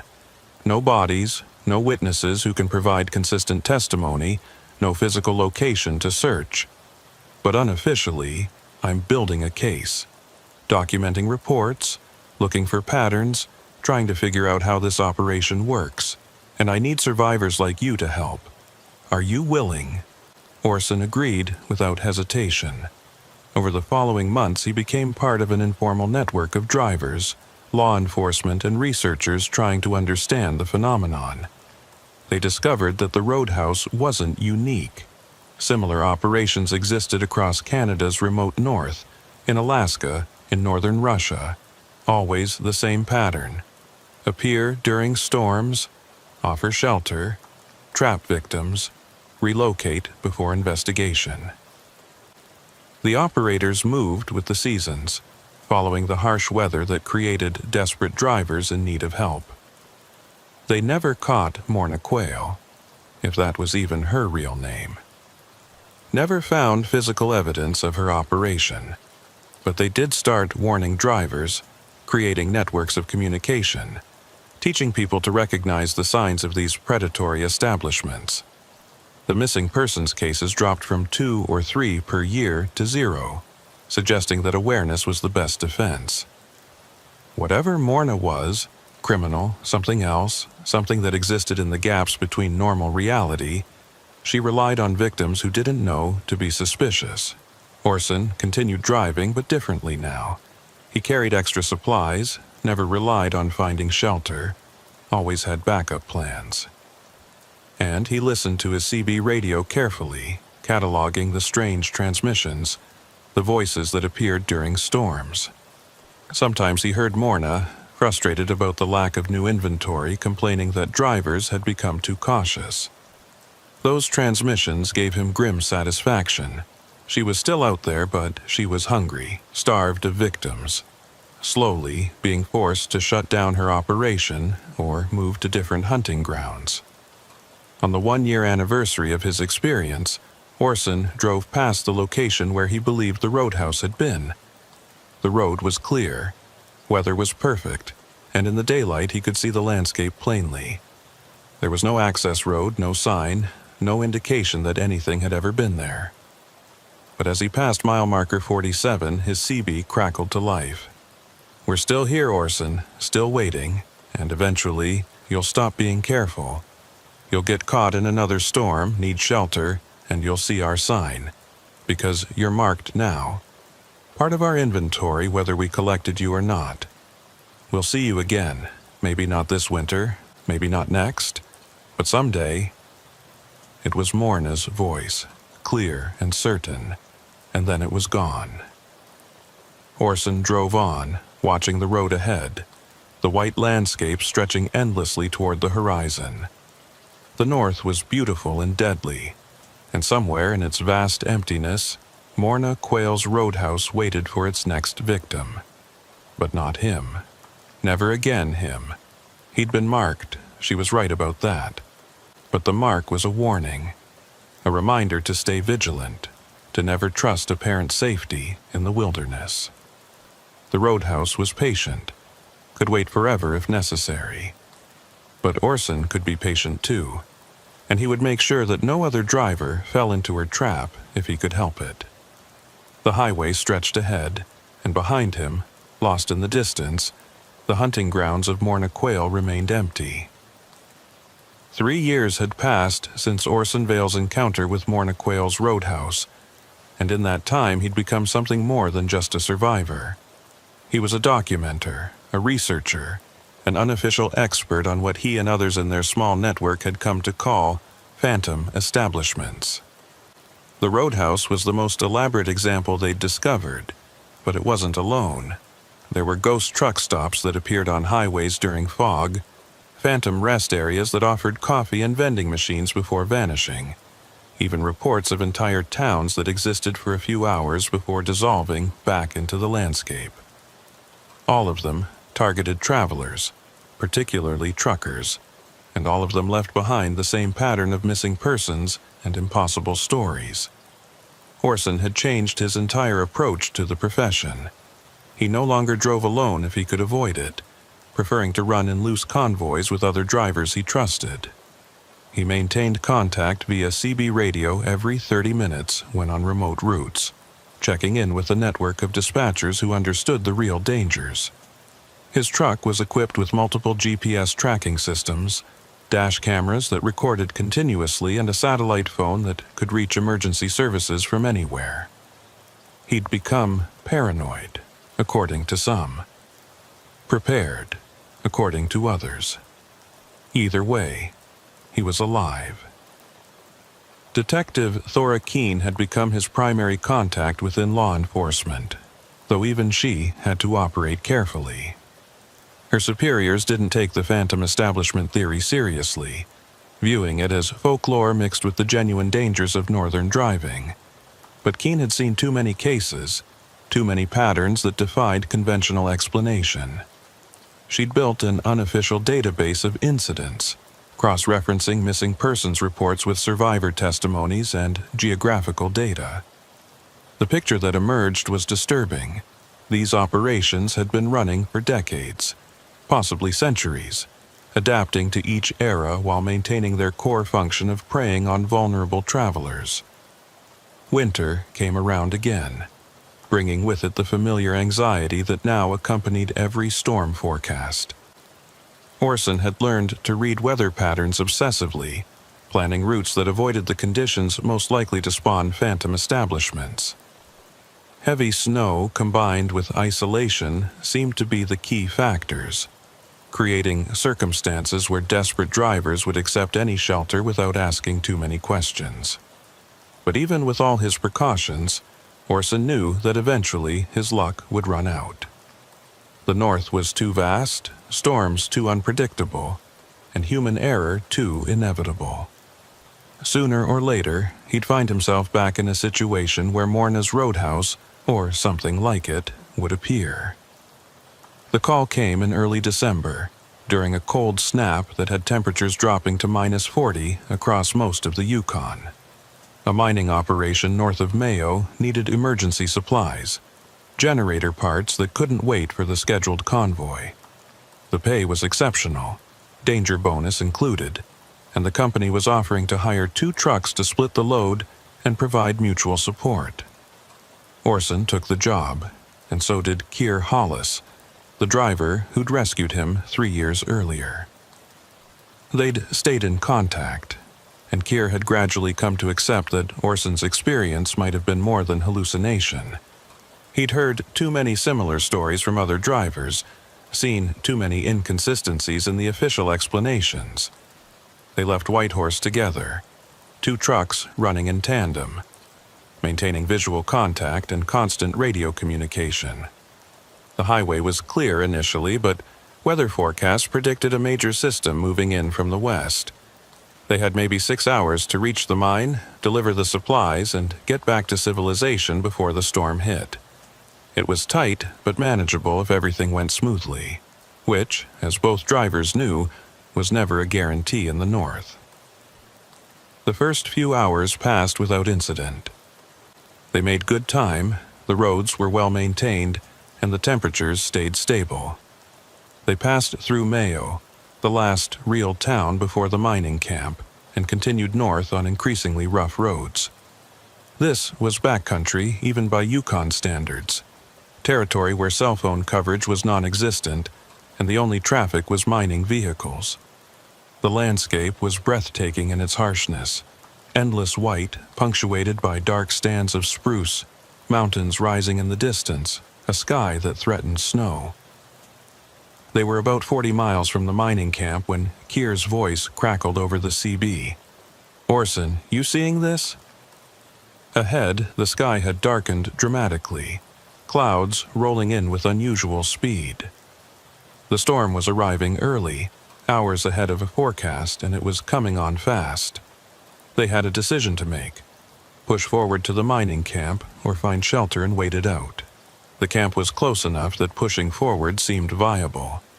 But both drivers had learned to respect their instincts in the north, and right now, both their instincts were screaming danger. "Let's make for the camp," Orson said into his CB. "We stick together, keep our speed steady. If visibility drops too much, we pull over and wait." Kier acknowledged, and they continued forward, but the storm was closing faster than seemed natural. Within 10 minutes, visibility had dropped to less than 50 feet, and the wind was hitting their trucks with force that made maintaining a straight line difficult. The temperature was dropping too, the gauge on Orson's dashboard showing -43 and falling. That's when Orson saw the sign. It appeared on the right side of the road, a wooden post with hand-painted letters that read, "Northern Shelter Inn, 2 miles, 24-hour service, all welcome." His blood went cold. It was the same style as the roadhouse sign, the same too convenient appearance during a storm. He grabbed his CB immediately. "Kier, do you see that sign? The one advertising an inn?"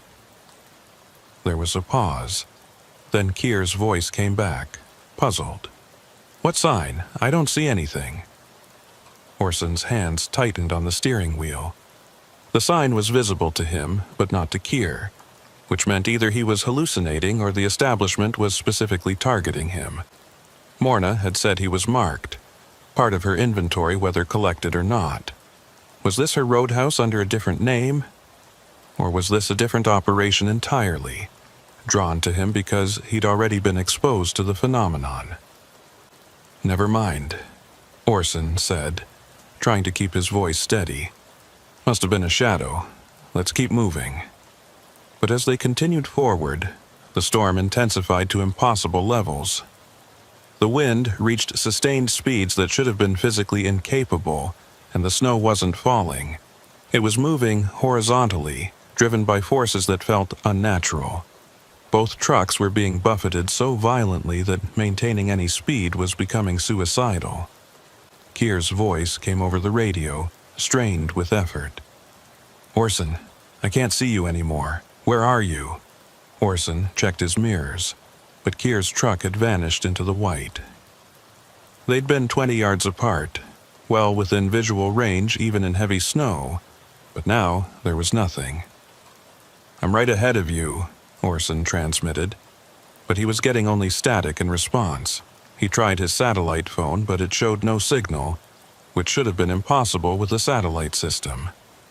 All his GPS units were showing errors, unable to acquire position. Every piece of technology he'd relied on was failing simultaneously, leaving him alone in a whiteout with no way to navigate or communicate. This was wrong. This was deliberately wrong. Something was separating him from Kier, isolating him, making him vulnerable. The sign appeared again, closer this time, and now Orson could see the access road it pointed to, a clear path through the storm, almost inviting. He knew he shouldn't take it, knew it was a trap, but he also knew he couldn't continue blindly forward in these conditions. His truck was already sliding on ice, the road beneath him becoming less predictable with each yard. And without being able to contact Kier or confirm his position, driving forward meant risking collision or driving off the road entirely. Orson made a decision that he knew he might regret. He took the turn onto the access road, but this time he was ready. He had his dash cameras running, recording everything. He had a handheld GPS device that he'd start manually tracking their path. And most importantly, he had knowledge. He knew what these places were, how they operated, and what to watch for. If this was Morna's Roadhouse or something similar, he wasn't going to be an easy victim. The access road was eerily clear compared to the main highway, the storm seeming to part around it. The further he drove, the calmer the conditions became, until he was moving through nearly still air with only light snow falling. Unnatural, impossible, but useful for maintaining control of his vehicle. After about a mile, buildings appeared ahead. Not just one structure like Morna's Roadhouse, but an entire small complex. A main lodge building, what looked like a garage or maintenance facility, a few smaller cabins, all lit warmly against the darkness. As Orson pulled into the parking area, he saw other vehicles. 3 trucks, 2 vans, a handful of pickups. All of them looked operational, not abandoned, which suggested other travelers had taken shelter here. Or suggested that the establishment wanted him to think there were other people.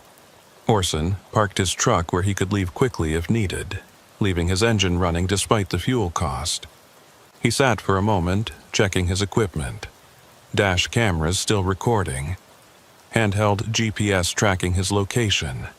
Knife on his belt. Satellite phone in his pocket, even though it wasn't working. He was as prepared as he could be. The door to the main lodge opened before he could reach it, and a man stepped out. He was in his 60s, heavy-set, with a friendly face and welcoming demeanor. Come in, come in. You picked a hell of a night to be on the road. Name's Hale Broder. I run this place. Get yourself inside before you freeze." The name hit Orson like a punch. Hale Broder had been the young helper at Morna's Roadhouse. But this man was 3 decades older, and he'd introduced himself as the owner, not an assistant. Same name, different role, wrong age. Nothing about this made sense.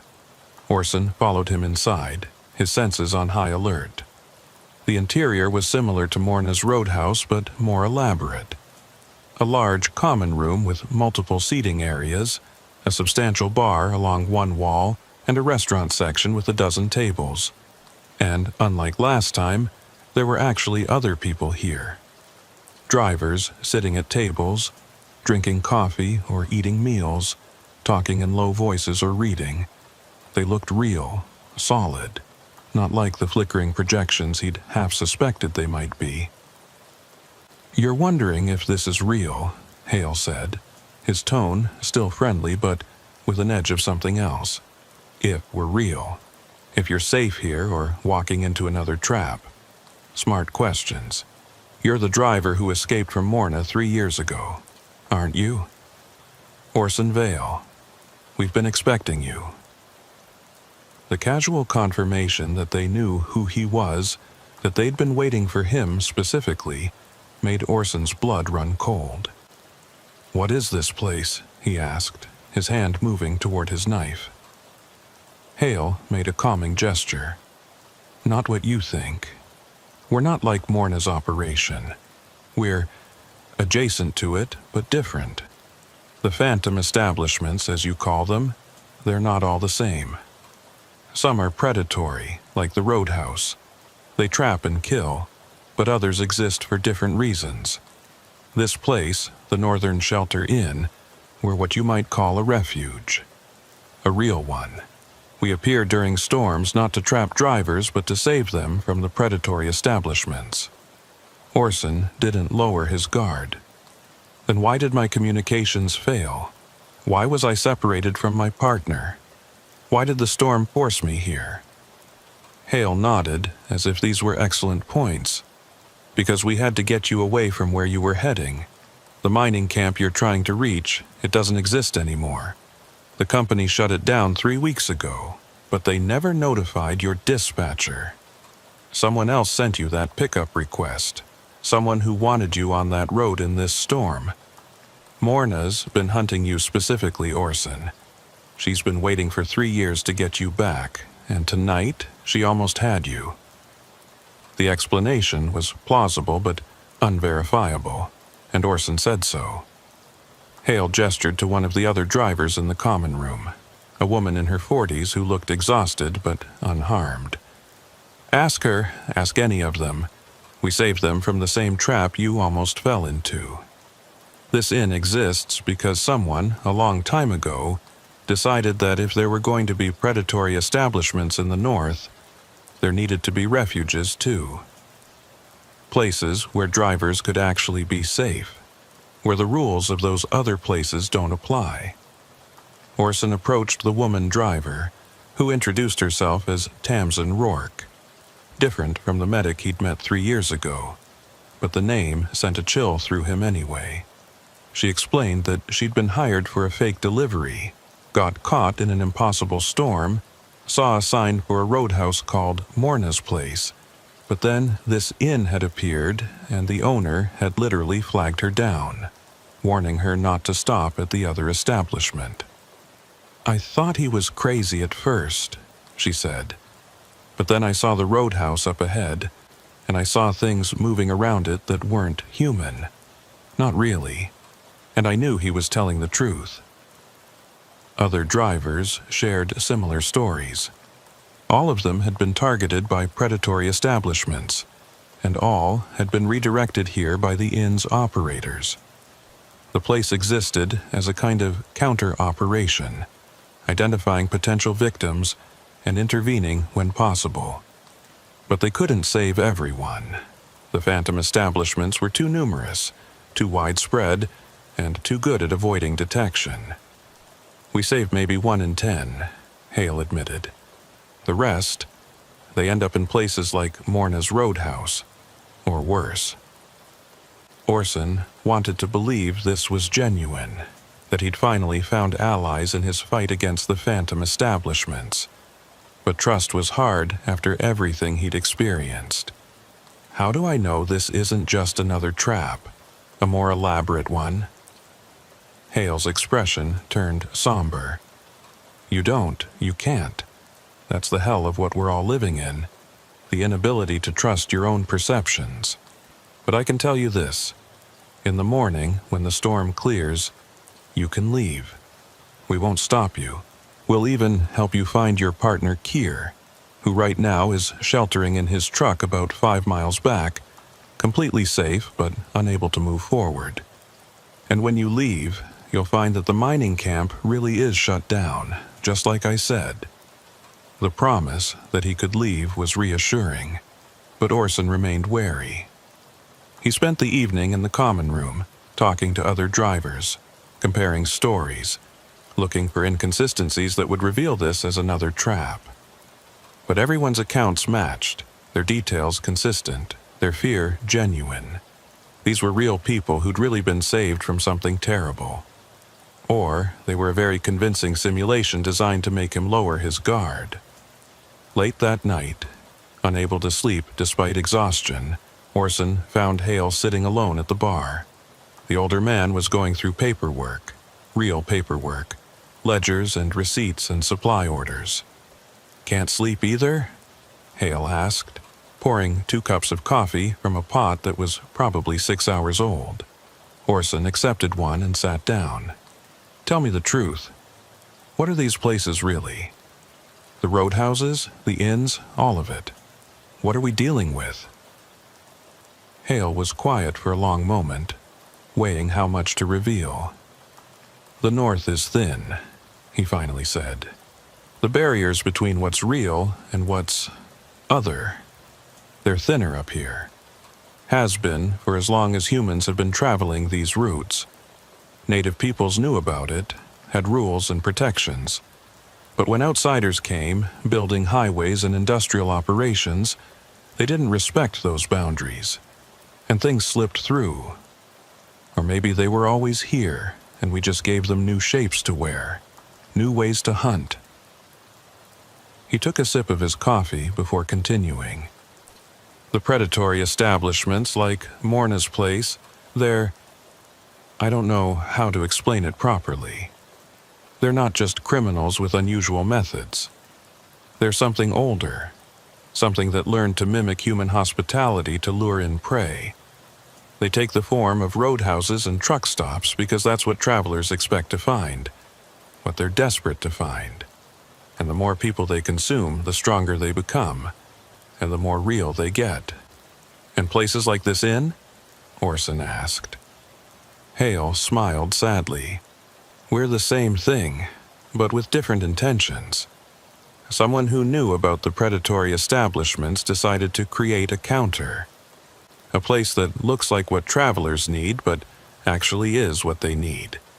We exist in the same strange space between real and unreal.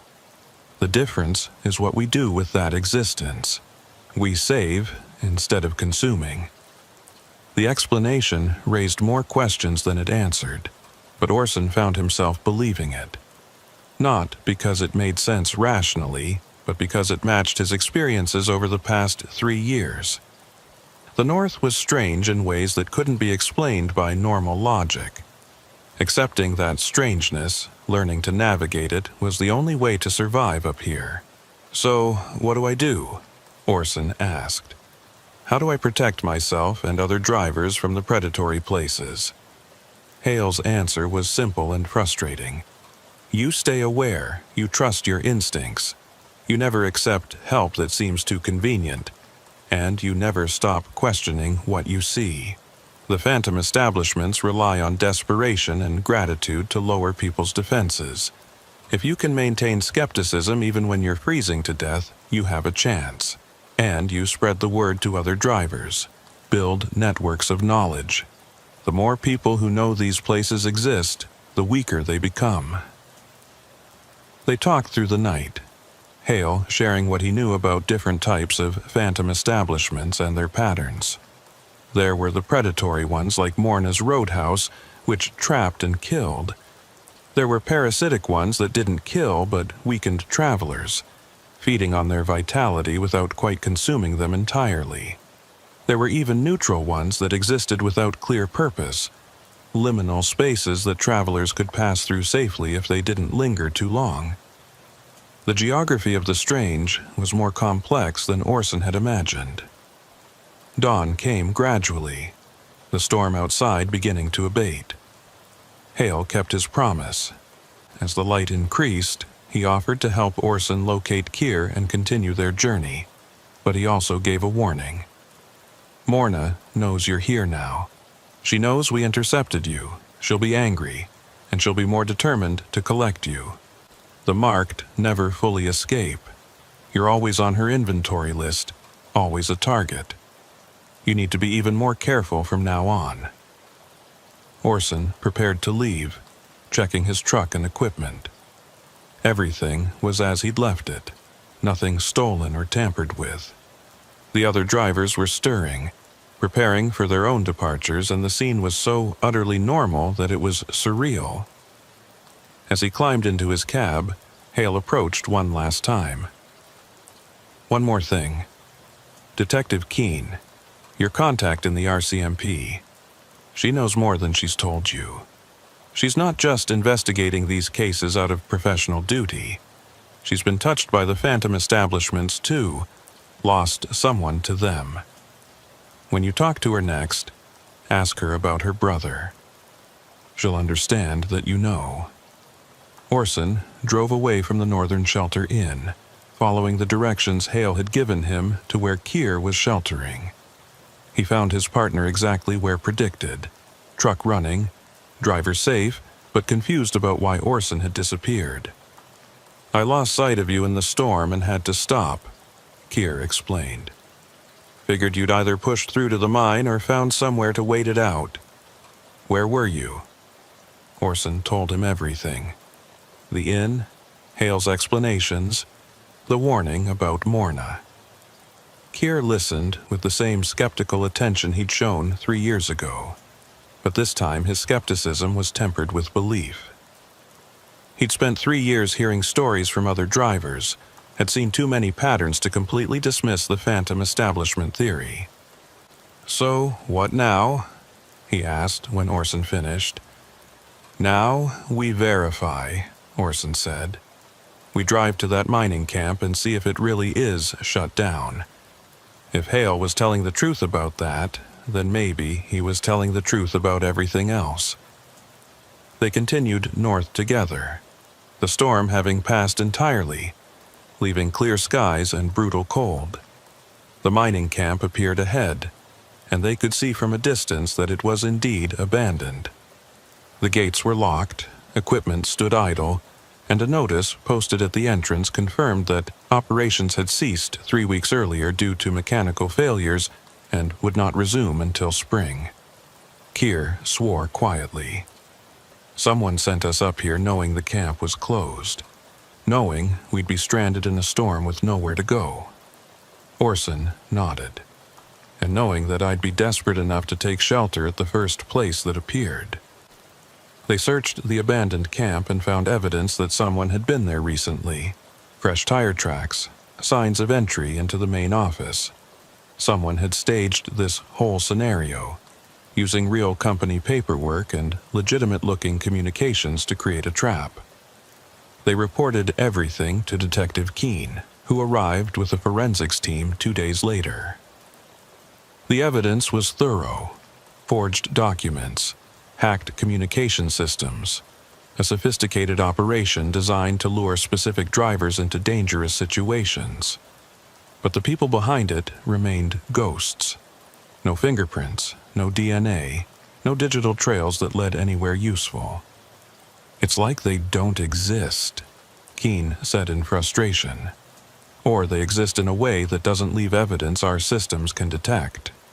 Orson asked her about her brother, watching her expression carefully. Keene's face went still, then she nodded slowly. "How did you know about that?" Orson explained about Hale's comment, and Keene let out a long breath. "My brother disappeared 15 years ago.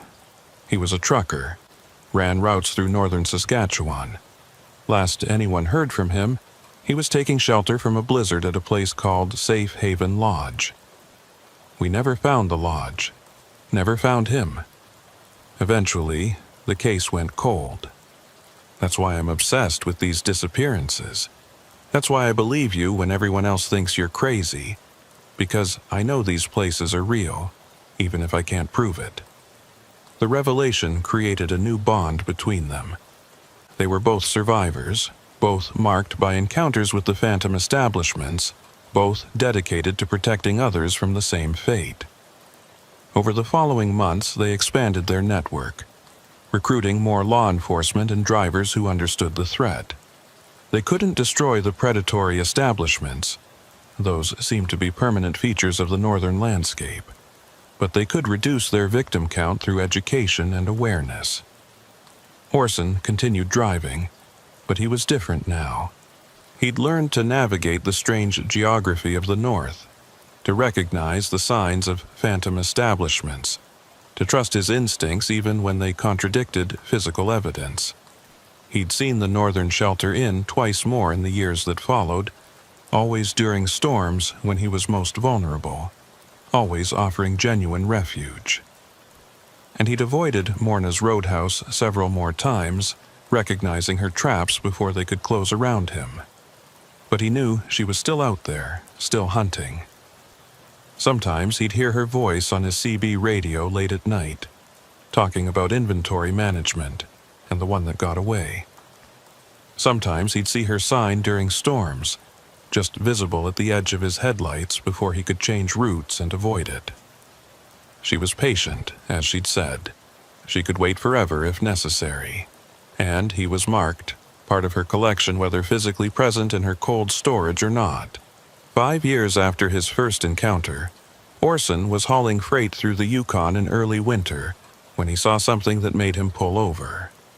There, by the side of the highway, was a driver standing next to a broken-down truck.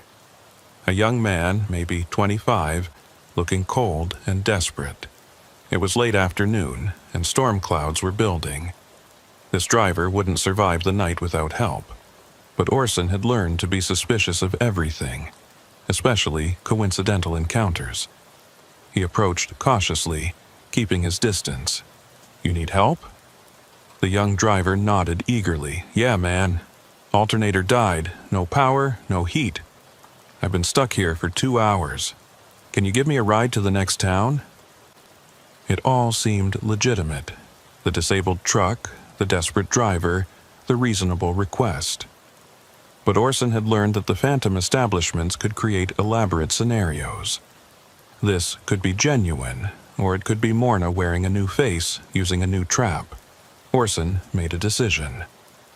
I can't give you a ride, company policy, insurance reasons, but I can call for help, stay with you until it arrives, and make sure you're safe.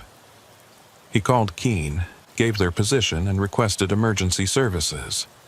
While they waited, he talked to the young driver, asking questions, looking for inconsistencies. The man's story checked out.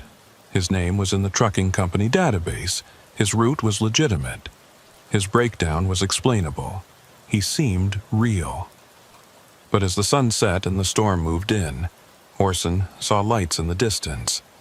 A building that hadn't been there before, windows glowing warmly. And he heard the young driver say, "Hey, look, there's a place up ahead. We could walk there, get warm while we wait for the tow truck." Orson grabbed his arm. "No, we stay with the trucks. That place, it's not safe." The young driver looked at him confused. "What do you mean? It's just a roadhouse."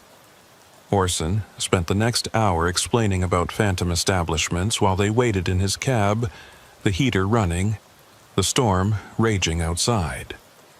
The young driver thought he was crazy at first, but as Orson shared more stories, showed him the documentation from Keene's investigation, and pointed out the subtle wrongness of that building in the distance, doubt crept into the young man's expression.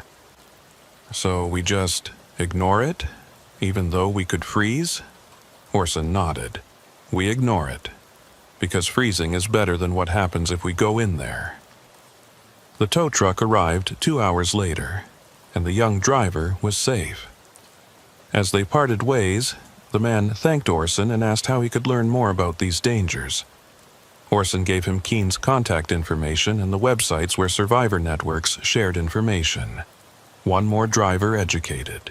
One more potential victim saved. It wasn't much against the vastness of what they faced, but it was something. Orson continued his route, watching the phantom roadhouse in his mirrors as he drove away. It flickered for a moment, showing its true nature, something hungry and ancient wearing the shape of hospitality. Then it was gone, dissolved back into the storm, waiting for the next desperate traveler who didn't know better than to accept its invitation. The highway stretched ahead, and Orson drove on through the northern night, marked but surviving, haunted but aware. Somewhere out there, Morna Quayle's roadhouse was relocating again, preparing new traps for new victims.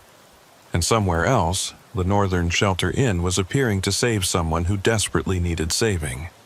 The battle between predator and refuge continued its eternal cycle across the frozen landscape.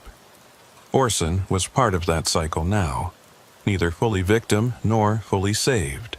He existed in the liminal space between, a driver who'd seen too much to ever feel safe, but knew too much to be easily trapped.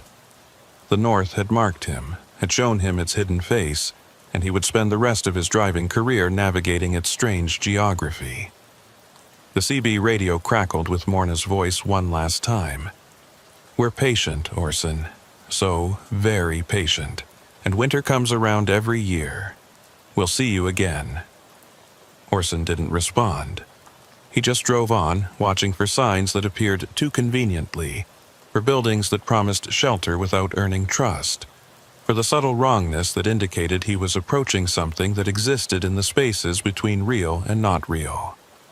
The highway was long, and the winter was longer still, and somewhere in the white, Morna's roadhouse waited.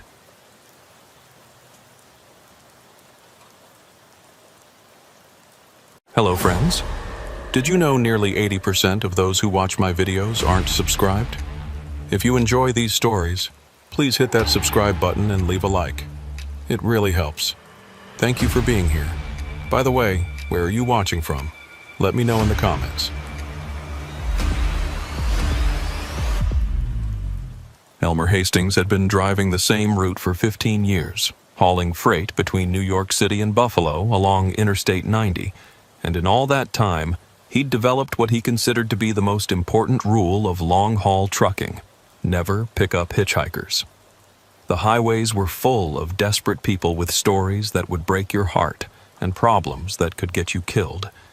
And Elmer had learned early in his career that the safest policy was to keep his cab door locked, his CB radio tuned to Channel 19, and his eyes focused on the endless ribbon of asphalt that stretched ahead of his 2019 Peterbilt 579.